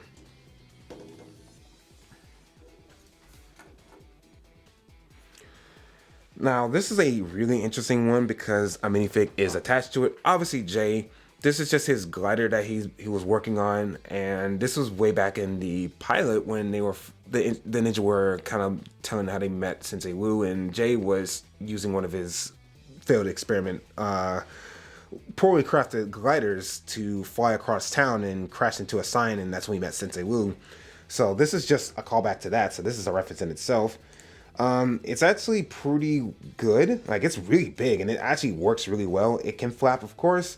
There's actually a piece, this piece right here, that actually prevents him from just falling down, because the weight of the wings would definitely have him falling over. So they actually thought about that. So he's not just going to just stand there and then fall over, and you have to angle him just right. It actually is pretty simple, and he can open up the wings, but it looks kind of odd. So honestly, it looks better when it's just closed up like that. And this is just the look on the back. You just want to know what that looks like on the back. But I won't really talk about Jay here. I'll wait for the minifig discussion, which we're about to head into right now, actually. Apologies, I mentioned that I was getting to the minifig section, but I'm actually not. I forgot to mention two more side assemblies. I kind of couldn't believe I forgot about them, but yeah, I did forget. There is just this little shrine or statue, like, you know, main attraction thing that probably placed in the middle of the town or whatever you want to do it. It is just the first Spinjitzu Master statue, kind of referencing season 5 a little bit when they went like underwater and it went to this cave, and the statue was there. It looks a lot different, but it's it didn't really need to be all that special for a statue. And this torso is not new for this, but it is a nice piece to get because it actually is a, you know, a detailed torso, and it's just from the Rivendell set from Lord of the Rings. And it's not described as or included as a minifig, but it's very much a fully functioning minifig. It's definitely just a basic statue, but it is a extra minifig in this set out of the 23, but technically it's 24. But as you can see, these parts right here, these extra special end caps that I like to keep calling them, you can take these out. You can take most of them off, actually. And these stickers are the golden weapons. So you got the Shurikens of Ice, the Scythe of Quakes, the Sword of Fire, and the Nunchucks of Lightning, which unfortunately you cannot take that off of the main thing right here because you have all these pins and whatever sticking out, but this one is actually just built in. So unfortunately that is the only one that cannot be taken off. The rest of them can, and you can put them in different configurations if you like on this sub build right here. and it's pretty nice, so I definitely like that. And now let me finally talk about the actual last sub-assembly. Now, the final section, the final thing, this is actually the last thing you build in this set, and that is the 15th anniversary display stand for Ninjago, because it's the 15th anniversary set, obviously, or at least one of the many that you actually get in this. So far, already in January, it's like 2 more sets, but this is just this display stand. It's like the grandiose, like really nice one, because the other ones are kind of just like these, just like a chunk of that, but this one's really nice and well done. I really do like this. This is definitely the nicest one, and obviously we get these really nice minifigs I'm really excited to talk about, but I am not going to right here, so wait for the minifig section before I really talk about them in detail. But this is just what it looks like with all of them on there. And you can take off these, whoa, hang on, if I'm doing it right. I think I am. It's just really tight on there. You're supposed to be able to take them off. Oh, great, carbon fell. But you could take them off, and then you can add the other 15th anniversary minifigs here. But I'm only not going to do that because I don't have them, so I can't really show you this. So maybe if I do a review, and if anyone's interested in me reviewing the other legacy sets, I will actually go ahead and incorporate that and show this on this. So please let me know down in the comments if you want to see that, me review that. But you can put that. You could add it to it, and it's a whole special way how you do it. But yeah, that's pretty much it with this. It's really nice built though. I do like it. On the back, it's on the back. It's not special. There's the front part is the nice part right here, and that is it for the sub-assemblies. Now, finally, now we can get on to the minifigs. So let's go ahead and get into that.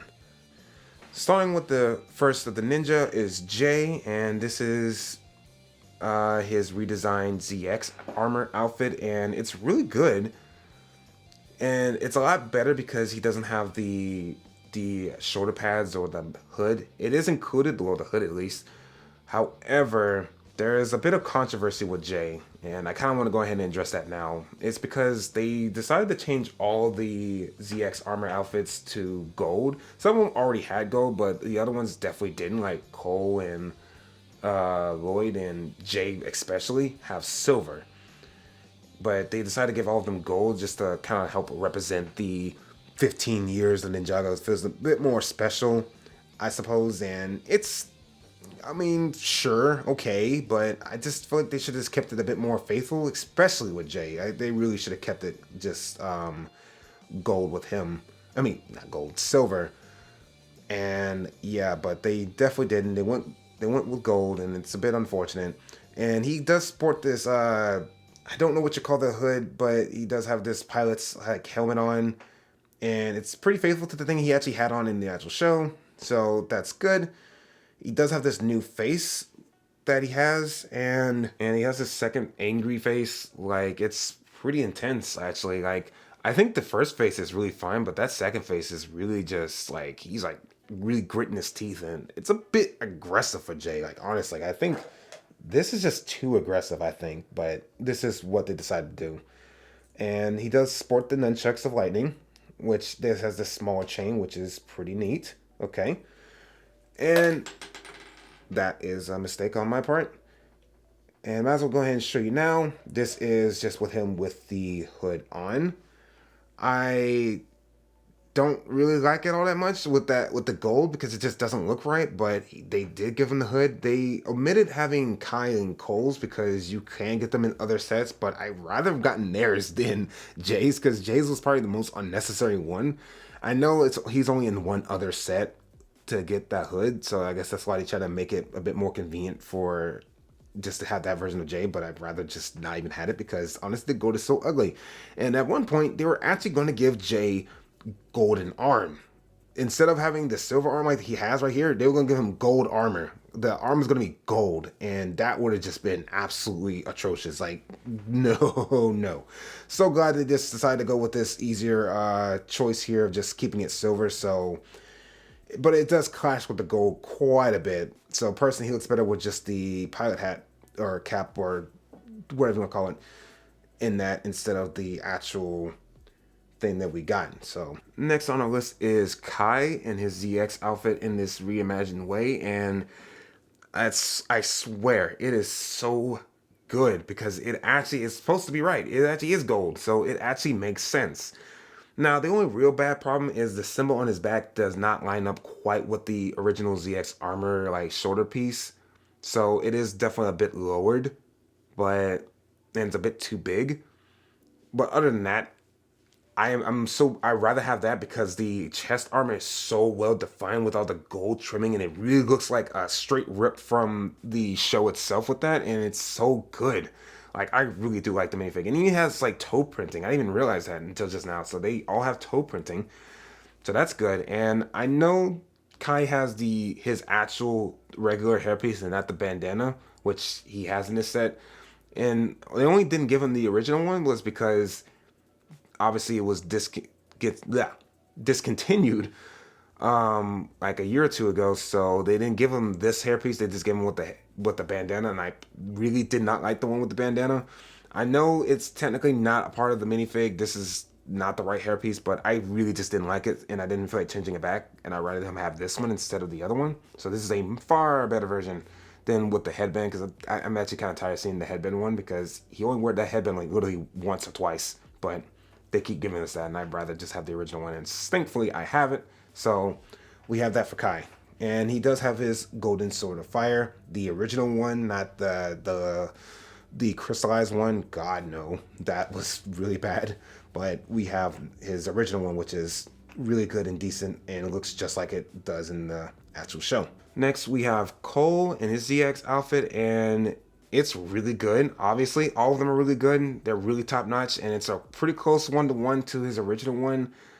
The only thing is, yes, he does have gold instead of silver, but he's the only one that I feel like that kind of went with it, and it kind of matches well with him. And the symbol is a bit better represented and showing on his back because it's actually higher up, and it actually shows a little bit more better with the ZX armor. So honestly, he's actually pretty good. I guess he has the gold hood and the gold armor, but his outfit doesn't sport any odd colors where you could put gold or silver and it looks fine either way. Silver still look better, but gold is fine.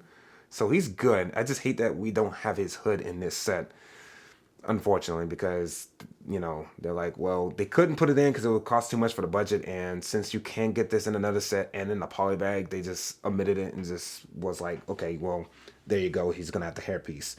That's fine.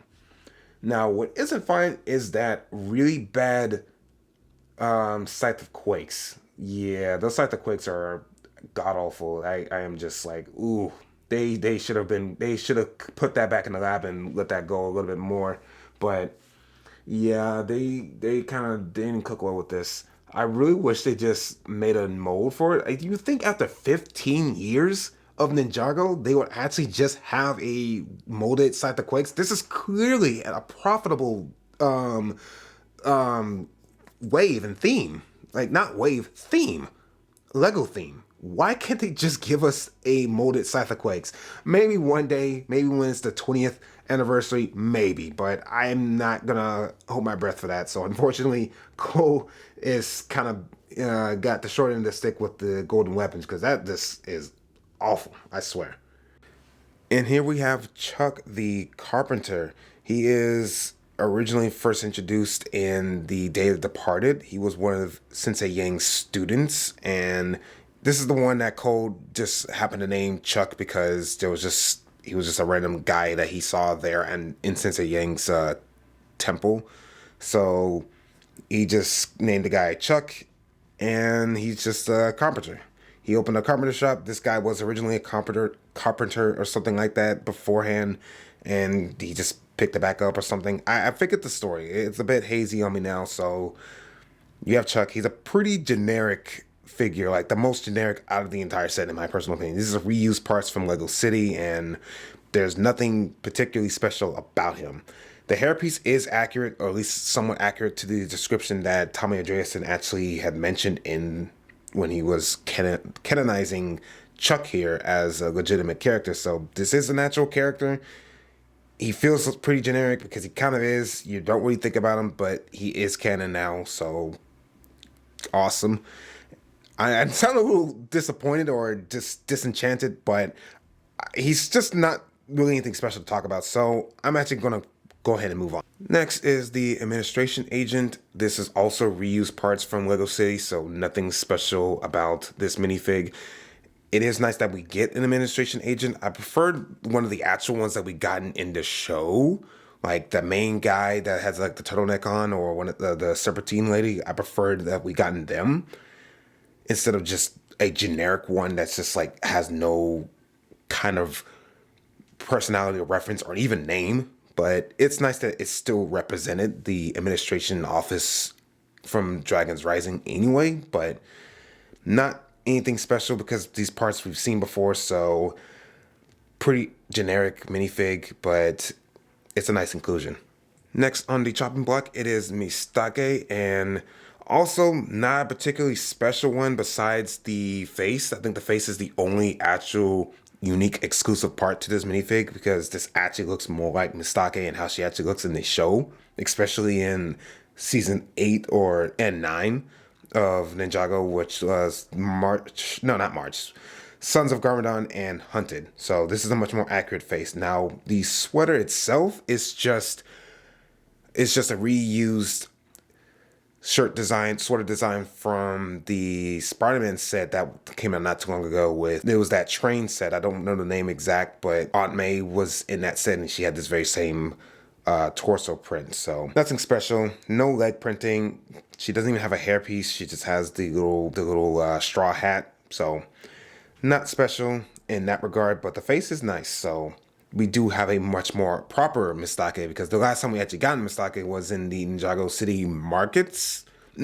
Not markets, no. The dock set for the Ninjago movie, and she was there, but that wasn't really Mistake. That was just a random old lady. But this is a much more accurate version of her, in my opinion, regardless of the torso print. So good that we got her. And we have the Postman. This is an interesting one because, well, we've gotten a Postman before. He's pretty good and accurate. The only difference is his face is slightly different. On the original version, he actually had the mustache, which he's supposed to. This version has removed that, and only because he shares the exact same face in the show with the warden at Criterion Prison.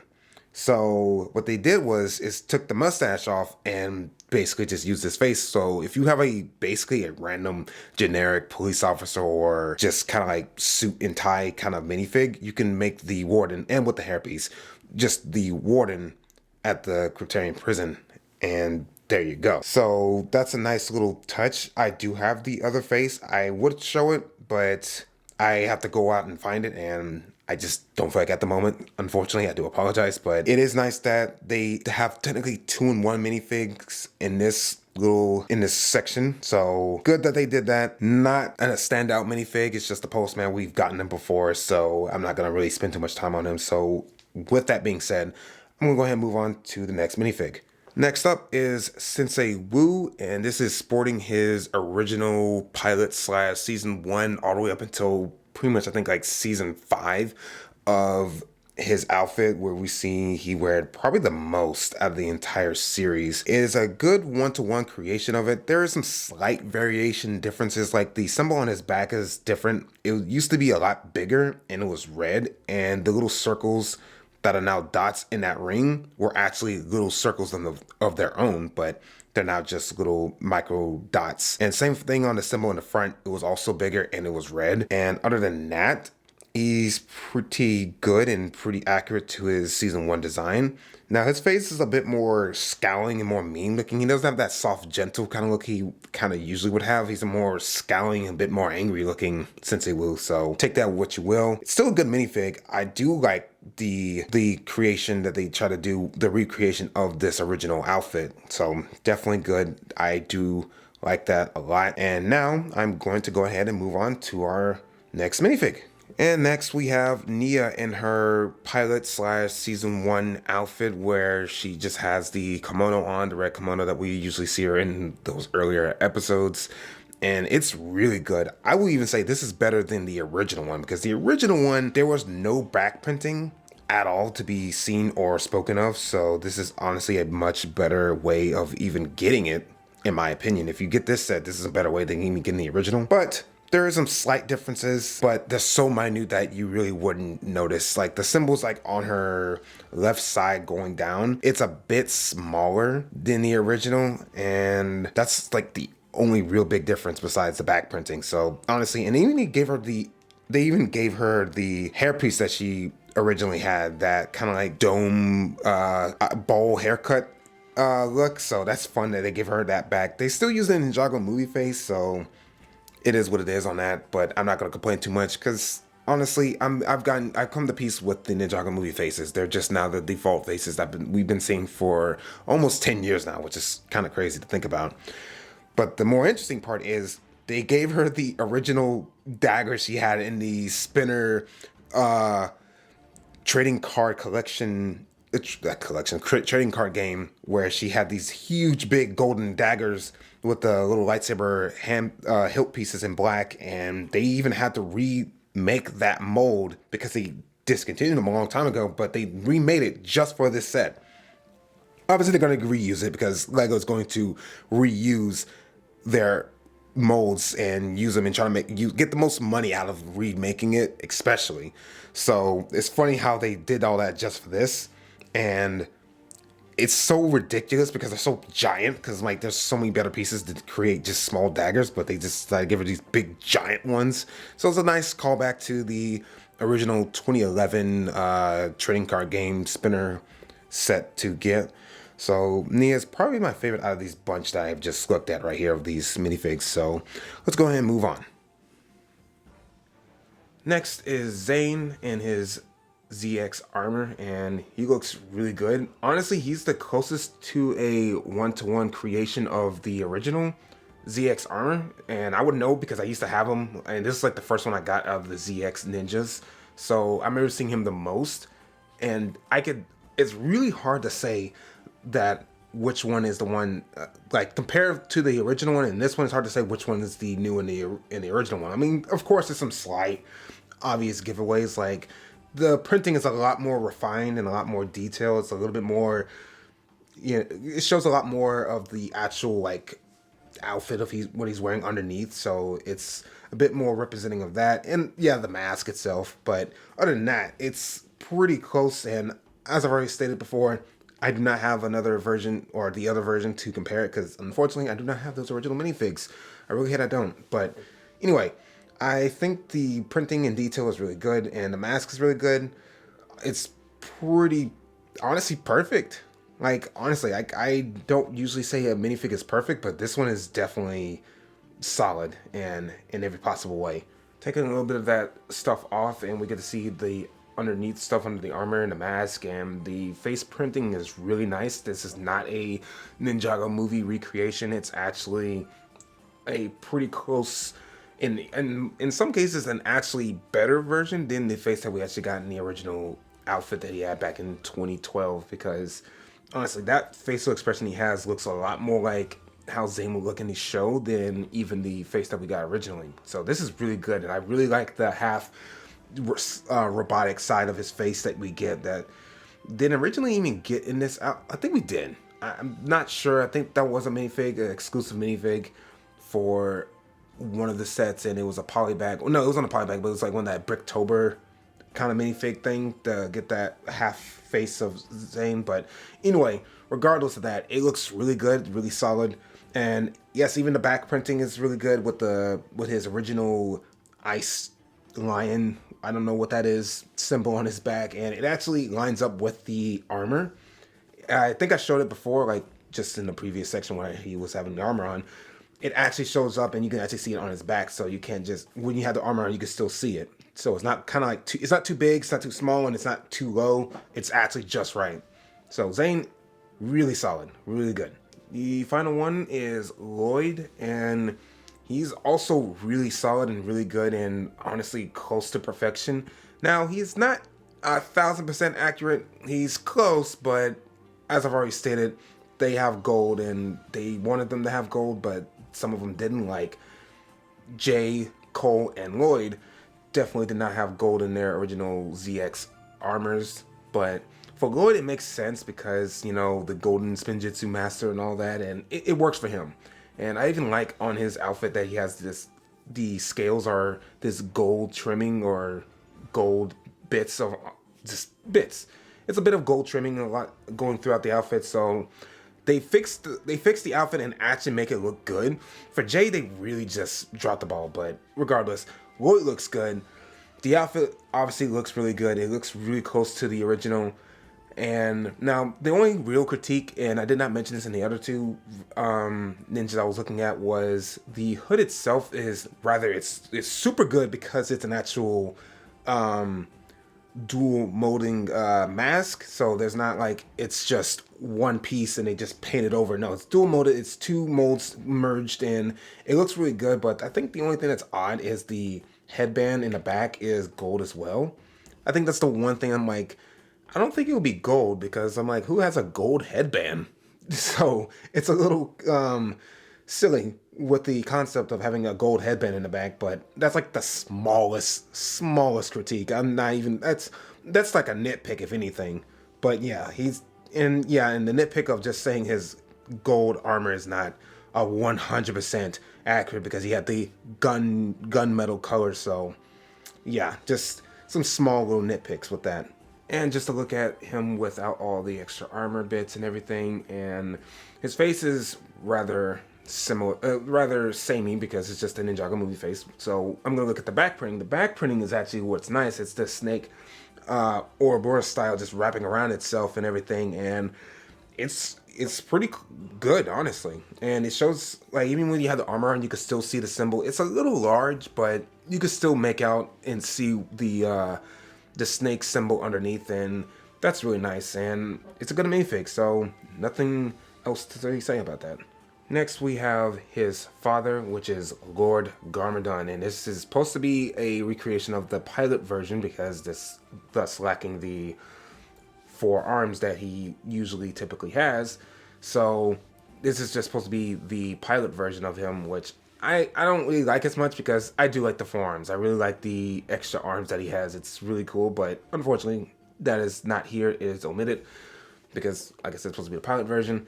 And it's not even quite like the pilot version because the helmet itself is the newer style helmet. It's not the old, big, wide, like bucket samurai helmet that he once had, because that obviously that mold has been discontinued a pretty long time. Like that was way back in 2011. So yeah, that's gone. So they went with the newer style helmet, but the helmet itself is the correct color, the correct gunmetal color that we associate with him with this this version of him. So it actually is pretty good on that. So when you look at it, it does remind you of the pilot Garmadon, and he does carry the purple studs to kind of emulate the his elemental power of destruction. But seemingly with all the elemental masters that's included in this set, they will show their powers with the little studs on, and I think that's cool. I rather the hands glow. I say glow, but I mean their hands being like the colors of their powers. I think that would have been a cooler way of doing it, but obviously more on that in a later bit. But yeah, for Garmadon, he has the purple studs. He's pretty detailed, sort of, with the back printing and the sash and the bone ribcage look. He's pretty simple, actually. I would say detailed, but he's kind of simple. And this is just him with the frowning facial expression. I prefer the other one when he's a bit more happy, and well, I say happy, but he's very much have this evil, devious, like crooked smile, and he's like he's about to start cackling. And I prefer that one more because that actually really reminds me of Garmadon of old, where you used to see him just always do that kind of now iconic laugh that he does. And it's not based from the Ninjago movie where he has a smile, but it's really goofy looking and silly, and he's a whole different person. That's not the same Garmadon. That's a whole different guy. This is a lot, obviously, much more like the actual TV show, so I prefer this. And this face is more supposed to be representing his more evil, really evil, sinister, just mean scowl look from, I want to say, the Hunted season of Ninjago. So it's really good for a particular scene that I heard a lot of people talk about, and I know the scene what they're talking about. So yeah, I get what they're saying with that. So yeah, Garmadon's good. Bit simple, but not too bad either. Next is Harumi in her Kabuki mask outfit from the Crystallized season. Oof, yeah, that's a real fun season. Remember that? crystallized. Anyway, so Harumi here, it's pretty generic with the torso because it's just like a tattered, kind of rough, rugged kind of look. So nothing too special. The only real, actual interesting thing is the kabuki mask itself and the other face that I'm about to show in just a moment. So yeah, the kabuki mask is really cool. It really looks well. It shows up pretty good actually on camera, even if it can clear up. So it actually, there's no like opaqueness where it makes it look too the white doesn't like show up very well. That shows up pretty good. So let me go ahead and just take that off to get a better look on it. So yeah, the white is actually pretty good. The yellow underneath don't clash too much. So they did a pretty good job with that, honestly. And while I'm having her like this, I might as well just twist the head and put the hairpiece on. So she does come with the hairpiece. And she has this relatively smiley face, and this is obviously a reference. I say obviously, but this is a reference. Even the designer had made a note about this, saying that that face was supposed to be the face, the very iconic, infamous meme of, guys, it's okay, she's with us.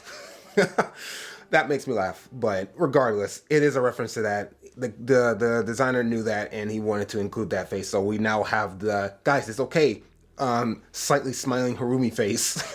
I'm glad that we have that. I'm so glad that we have that, but it's nice. But other than that, Harumi is pretty generic and basic, and this will be the final version of Harumi that will complete the whole collection of all the different Harumi designs. So all the different iterations that she has, this will be the final one to complete that collection if you were collecting all of them, which I particularly wasn't. I did have the original one way back in 2018, but I don't have it anymore, so unfortunately this is the only version I have of her now, but regardless, she's decent. Next we have Faith from the Hunted wave of Ninjago. She was first introduced, but this is the first time we actually seen her without all the heavy metal armor and other stuff, all the extra bits and everything. So this is actually with her actual hairpiece. So this is the correct hairpiece. They did try to make a version with the hairpiece, a different hairpiece, mind you, and she still had all the heavy metal gear, but they just included the hairpiece.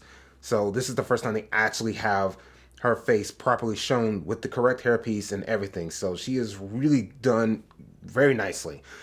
I will say this outfit, or the outfit itself, it's still good. It still very much looks like the outfit that she had in in Hunted, but it's slightly altered. This is not a exact 1,000 one-to-one creation. It's really close though, but there is some slight different things that are different about it. Unfortunately, again, I do not have the other minifig to compare it to, so I can't really show you. I hate that I can't, but and it's sad because I had that minifig not too long ago. I unfortunately sold it, but regardless, it's pretty close. She's really done well and pretty decent. And her second face, I'm just gonna go ahead and just show you right now.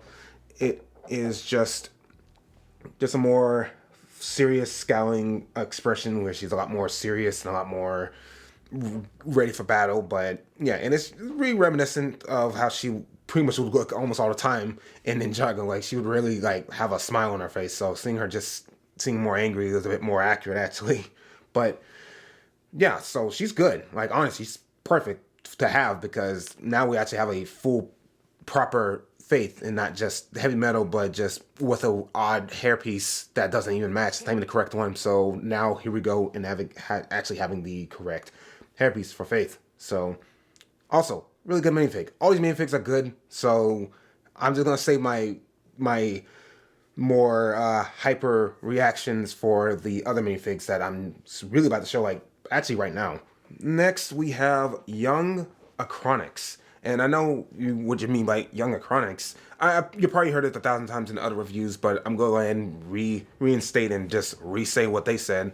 Is Young Acronics, basically, this is, during the Serpentine Wars, and his outfit is actually a bit more brightly colored. Like, all the reds are actually more brightly colored, and he doesn't have the goofy AirPods and iPad, not iPad, but just like iPod or earbuds or whatever on him, and the earpiece. Like, yeah, all the extra like tech stuff. I really did not like that. Like, at the time, this was the only version, and it's fine for what it was. But this is a much better version to have, and I'm so glad they actually included the Time Twins here. I almost would have threw in Crux a part of this, but I feel like I want to still talk about them individually because there's still individual things to actually say about them, because they do kind of keep a slight asymmetry to them because the arms are actually swapped on each arm. The red arm for Chronix is on his left, but Crux is on his right. Chronix is on his left, and it is blurry. But yes, it's pretty good, and he does have the different multicolored studs to represent his elemental powers of time, which he has. He can fast forward things and he can slow down things, represented by that's the colors they had. So this is when he actually had his elemental powers in before the time blades were even created to take away their powers. So really good on that. And I can go ahead and show you the alternate face, which I'll show you in just a second. I kind of prefer the other face more. This is just him more smiley, happy, and a bit more just, I guess, relaxed or whatever you want to call it. He's just smiling. It's pretty simple, but I prefer the more gritting his teeth, a bit more angry, grimace face. So I prefer that one more personally. But yeah, he's really good. The details on him are really top notch. Now, it's not quite perfect to the original ones. The original designs, obviously, I just mentioned about the few critiques and differences of it, but this is still really good. I'm so glad it's here. I am not complaining. So really good on Acronic. So I'm going to now move on to the next minifig. Next is Crux, his twin brother, his older twin brother, like by I think a minute. But regardless, his older brother, quotations there, Crux, and this is young Crux, a proper young Crux, because we've gotten a young Crux before, and that was in the Bricktober, one of the Bricktober releases. I don't know what year specifically. I think 2018 probably. That sounds about right. Where they got a young Crux, but the thing is, it was basically the same, but they kind of sloppily kind of had the awkward. They tried to erase the hourglass on his hip, and it's still on like on his legs, but on his torso it's just this awkward spot with the graphic design. Like it was just this blank, empty spot, and then you can still see the hourglass and the chain a little bit. And even with the he had the vermilion helmet without the snake sticking out, so it was close to accurate. But then we didn't have the Luke Skywalker hairpiece, which that's what he had, and it was shown in the flashbacks of back in the Hands of Time season 7. So this is now a proper version of that, where we actually now finally get the hairpiece, and I think it's the first time we gotten Luke's hairpiece in black. So this is actually a special recolored piece for it, and the face on Crux is really good. He does show his elemental powers of time once again. He has pause and reverse time, and like I said, he does have the asymmetry because they do look distinctly different enough. It's just with that small difference, because now the red arm is on his right side instead of his left with Acronics. So, but the torsos and legs are exactly the same. They are identical to each other, but it's still really good. And as I've already said with Acronics, I'm glad that they are actually included in this set. So this was kind of like a sneak way to have the Elemental Masters, like in the Serpentine Wars actually here. This is the designer's way of kind of like incorporating them without making them official, like legacy collectible figures. But yeah, this is definitely a way to have that, and it's really nice to have that. So Acronics is really good. I mean, Crux, not Acronics. And on the other side of his face is just Dr. Saunders' face. And this is the exact same with the Dr. Saunders minifig, literally the next minifig I'm about to show. So I'm probably not going to really bother showing the other face, because the other face is literally young Crux face. So yeah, that's it. Next is, as I already said, Dr. Saunders, and the alter ego for Crux. His disguise that he had for many years to fool everybody, to kind of just hatch his secret plan. But this was just his alter ego, Dr. Saunders. He was a little quirky, silly guy. You know, he owned a museum. He was funny. But yeah, he was Crux the whole time. And I'm just remembering having the alternate face for Crux way back in 2018 or 17, I think. And I was like, oh, that's him. Yeah. So it was fun to see. But now it's nice that we actually get a full-on minifig of Dr. Saunders, and this is a much better face represented for him, because the face we got with the original one, he was a bit more like, had this questioning kind of look, or like he's trying to not be noticed. He's a bit more like, he's pondering. But this face, it looks a bit more like how he's supposed to be. He's he's very he always got a cheesy grin, ear to ear. He's just a very quirky, funny guy. But yeah, he's really good. Like the detailing, and he actually has leg printing, very nice. I even like he has a watch, 1x1 stud or tile, whatever you want to call it, to kind of represent his pocket watch that he has that's printed on him. So really good, really detailed, and nice back printing. Got the museum back print, like really, he's really good. And I already said the alternate face is just the young Crux face, so there's no real need to show that for Dr. Saunders here, because we already know that. So really good minifig. He's personally one of my favorite minifigs out of this entire set. Like he's like one of the top 5, because we never had him before, and he looks so good. So yeah, definitely a really good minifig. Next, we have one of the Loyalist minifigs. This is actually one of the new villains that we're going to start seeing for Ninjago Rising Season 4. So these are new guys. I don't know anything about them, so I can't really give you more details about them, but they are really good. Unfortunately, they do share the same prints. Like, the two that we get are exactly the same, except for just the hood and the face. That's the only thing that's different. I know I just said it was fine with Achronix and Crux, but with them, it's a lot different because they are twins. These guys are not. They're supposed to be just, I don't know what they're supposed to be. Like, I don't know that they're not foot soldiers. They're actually supposed to be, like, I guess, important villains, but I don't know. They don't really have very specific names, so I can't really say too much, so I don't know. The printing is really good, though. I mean, I like the printing. They look cool. I'm not saying anything bad about the prints. They actually look really good and decent, and I even like the dragon on the back. It's on their backs. It's really cool. So I'm not complaining about the quality. I'm more complaining about just the fact that just reuse it for the same, just to play off of, it's a different person. But yeah, regardless, the printing is the same, and the face is the only real difference. This one has a really interesting head. It got really blurry right there. Sorry about that.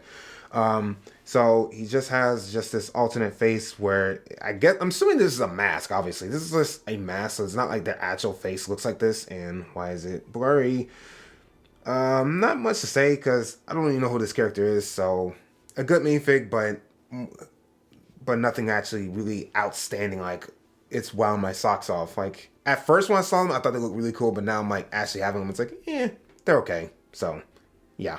Next is the Loyalist leader, and as I already said, the prints are exactly the same, so we're gonna go ahead and skip that. The only interesting part is the hood. It's the newer Jedi hood in black, or I guess you could say the Sith hood. But other than that, they have the exact same prints. The only real difference is they have this I would say the cultist. The Loyalist leader has this interesting staff with this weird dragon print, because it's not a sticker, it's actually a print of this weird dragon with this spectral weird green energies flowing through it. I don't know. It's kind of like, okay, it's cool, but not much to say. So let's go ahead and get into the face, and I'm going to take that off. And this might be minor spoilers of who this is, so if you don't want to be spoiled, I will just go ahead and skip just, about a good 2 minutes if you just don't want to be spoiled. So, alright, you had your chance. Okay, so the face is, I forgot the name of this character, so you're good. If you worry about spoilers. I know I've seen it in Ninjago Rising. This was Sora's like mentor, teacher, whatever, and she's super loyal to Beatrix and all that. So I don't remember her name. I can't. I don't remember. For the life of me, cannot remember her name. So do not ask me on that. But she didn't even come with a hairpiece, so it's kind of like whatever. I mean, it's cool that we got the character, but just in this weird outfit. I like the mask that she's, I guess, wearing. Is this weird green, well, gold, but the green eyes and the gold mask. So it's pretty nice. And underneath, well, yeah, underneath the hood, it's actually showing yellow skin and not just a white mask. I think the one with the white mask looks a bit cooler because, you know, it's a bit more mysterious. I actually don't know who that is, the other person. This one I didn't know until you look at the back of the face, but the other face for the other guy, you wouldn't have known. You still don't know. So, yeah. But the loyalists are cool. The loyalist leader, which is whatever her name is, also nice. Prints are good, as I said, just the exact same. So honestly, they're kind of generic. Honestly, it's good, but it's also generic. Honestly, I feel like they'd be better for just generic villains. Like honestly, if you use your own custom minifigs and just kind of customize it a little bit and just do your own thing, honestly, I think it'd be better for that. But that's just me. But okay, moving on. And here's our final standard minifig, and that is Dr. Julian, Zane's father. Now, we've never gotten him in any other set ever. So this is the one and probably only set he will ever appear in because, well, I guess Lego has this thing where if a character is dead in the show, there's kind of no point of releasing them in a set of any kind because, well, they're already dead. And since, you know, the last time we saw him was way back in season 2, and they just did not, they were not thinking about making a minifig about him. So he died in between season 2 and 3. So yeah, there was just no chance for him. So this was like the one time that they're going to have this opportunity to actually have him in a set, and he almost wasn't in it. So fun story that he was the last addition to this minifig lineup. He was so close to not being in this set to the point that it's like, yikes, we almost didn't get him because, you know, the budget was already getting too high and they were like, hey, we can't do no more. But the designer really worked hard to actually get him in this set. He did have to omit a bit of detail, so that's why he does not have any leg printing whatsoever, but that could easily be amended. So I don't think that's like the end of the world, as long as we actually have gotten the minifig. So honestly, he's really good. So definitely pretty cool. Got some nice prints on his torso and back, and he does have a bird. This is not supposed to be the Falcon. This is just a prototype, and yeah, so removing his, well, not head, but just giving you the alternate face, this more shocked face right here.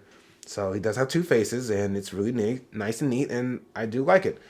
Glad they actually added him into this set because this, if he wasn't in this set, there was just no chance he was going to be included in anything else. So we should be very thankful that we even got him. So very good, very appreciative, and it's nice to have him. And now let's look at our final 3 minifigs. Probably the least interesting one out of the 3, but still all very interesting and very nice to have. And that is Young Woo. Obviously, this is supposed to be his kimono that we actually seen before him wearing actually in the show. Well, it was like a short way back, like before the actual season of the first season. Like this is during like the pilot era. And Cynthia was wearing this kimono, but this is supposed to be more representative of the Serpentine War flashback in season 4, not the original one, but it's basically supposed to be the same outfit with. And I know the sash and the lining on the robe itself is like that tannish color. I hear people kind of complain about it, but personally, I don't mind. I think it's cool. It works for what it is. I like it. So, but I want to say he's a bit not so interesting. That is bad words I'm using, but the only thing he's not so interesting for, or at least is not as compelling as for the rest of them, or the rest of the 2 minifigs, is because you could technically make him before. You can make a Young Woo with existing parts, because now he does have an interesting, unique face, but it's not such a unique face that you had to have made a unique face for him, because you could have probably got any generic Lego City person's face and it would have worked probably just as fine. And you could have got that blonde hairpiece pretty much from anywhere. You could argue say it's a little too dark because I remember his hair being a little bit brighter, but again, nitpicks. That's just nitpicks. I'm not complaining. I like the gold dragon on his back, and he's really decent and good. And as I've already said, you can actually make him with existing parts. If you had the original one where you had this black outfit, you could easily make it. So again, not this revolutionary minifig that we had never had before. So that's the alternate face. This looks like just like a screenshot of a fight he once had. I think it was supposed to be the battle between brothers. Looks like that face, but it looks more like the Serpentine War battle when he leapt into battle. But it's supposed to be referencing the battle between brothers, little mini short of him fighting Garmadon. That's supposed to be the face he's representing. And I can get that. So I personally kind of just go with either one. Just whatever I feel like in the mood that I want to say it looks like that face. But it's really good.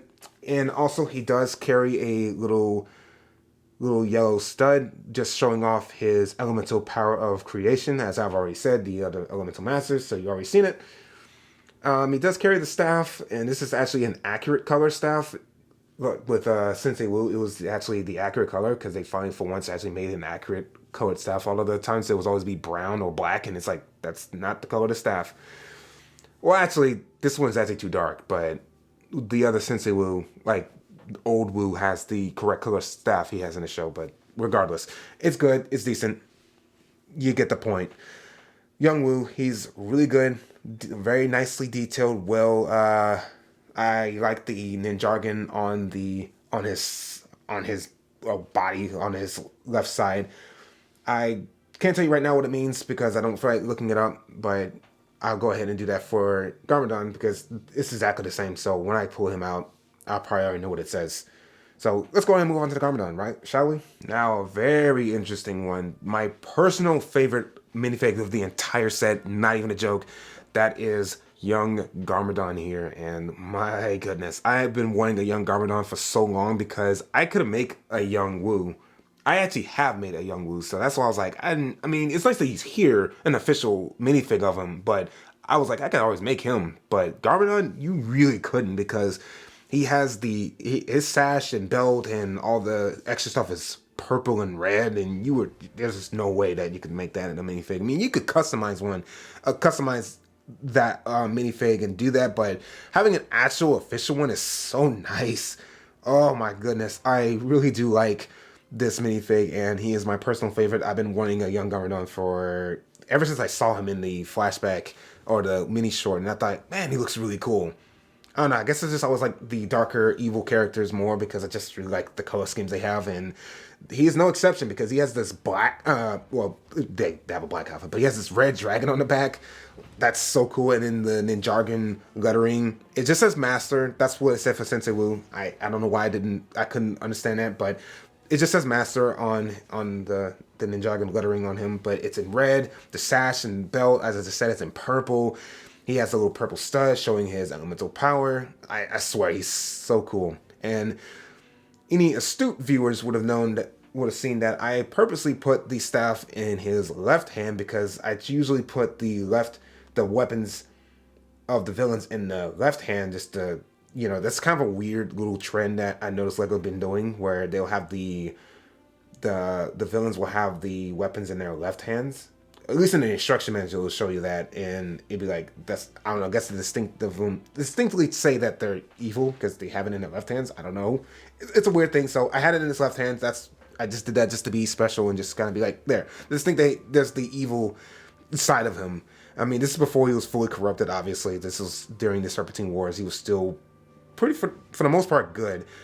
My only critique or nitpick or just personal wish they would have done was kind of make his skin just a tiny bit paler.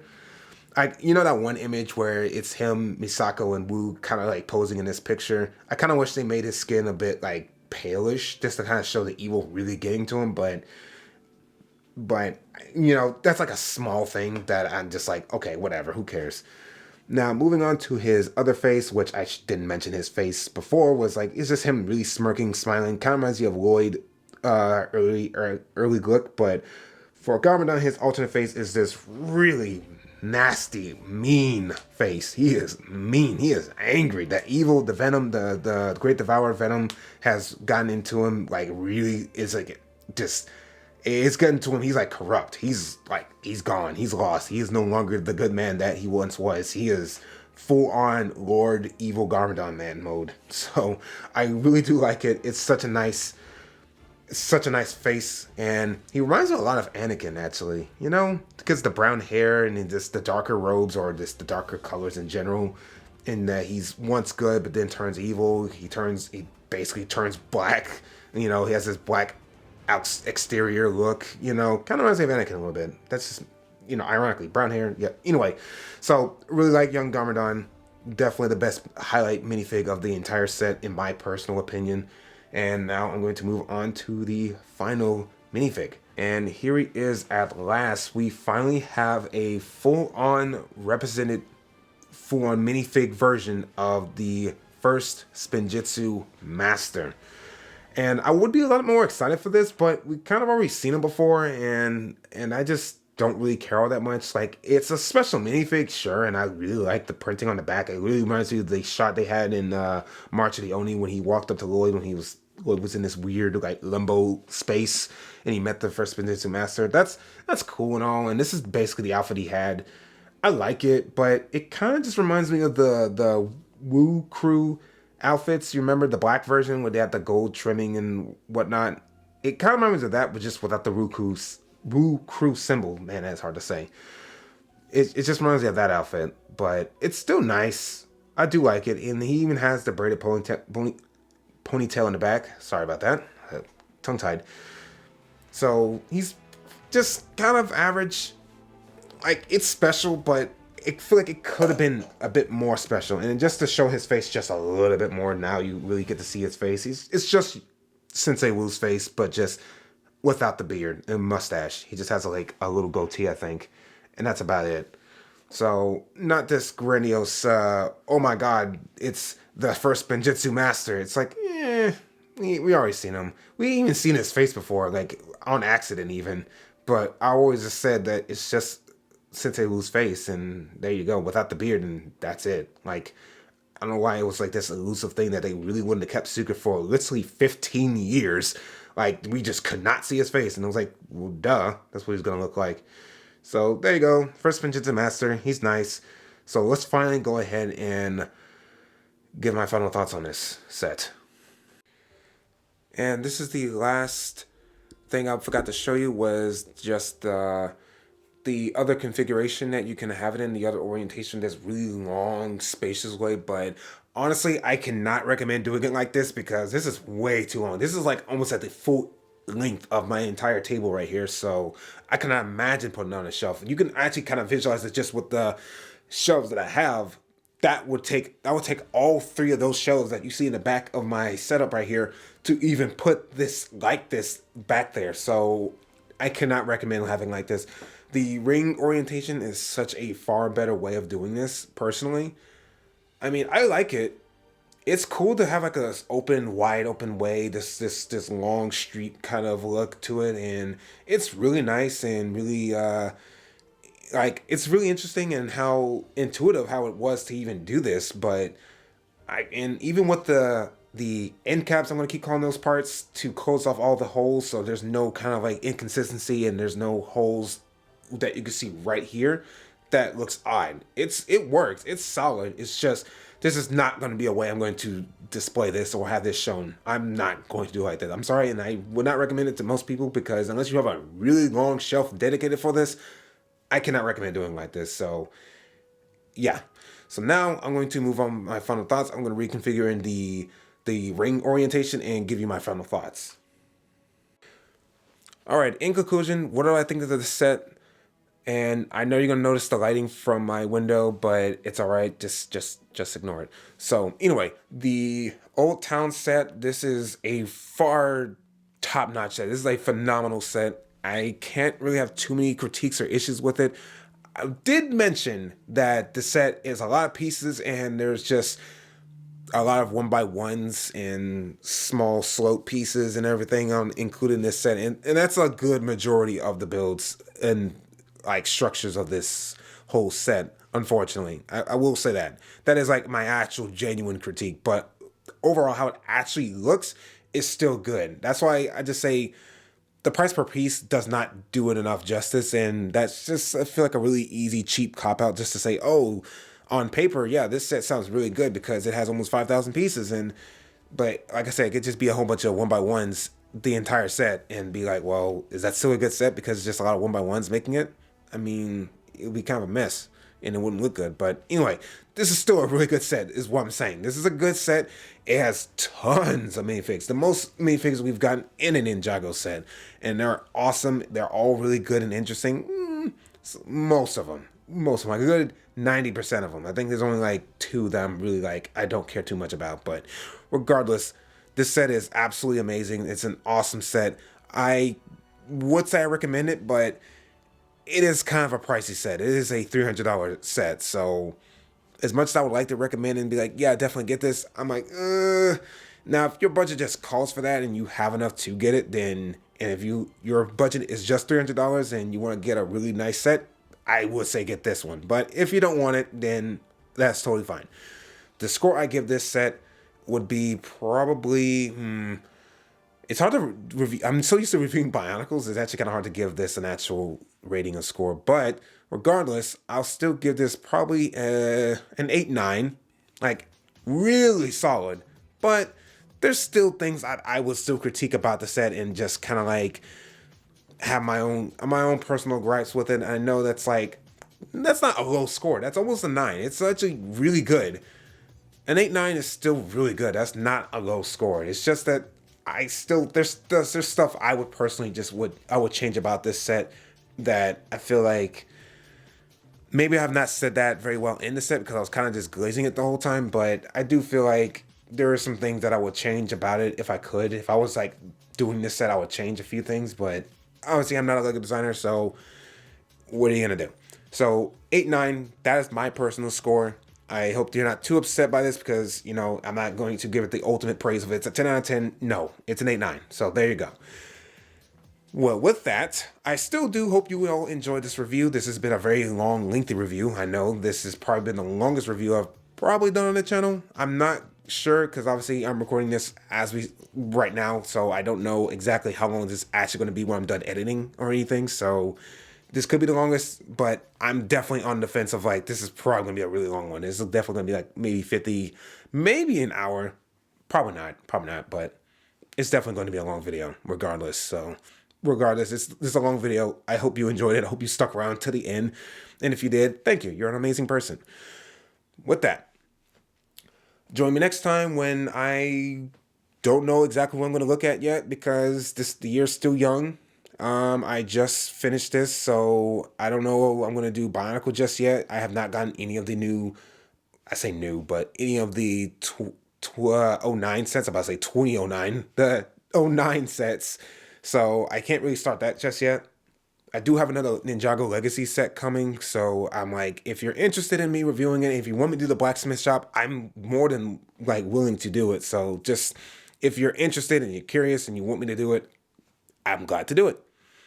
But with that, I've been rambling for a very long time now, so I will finally now bid you all adieu and hope you all have a great day.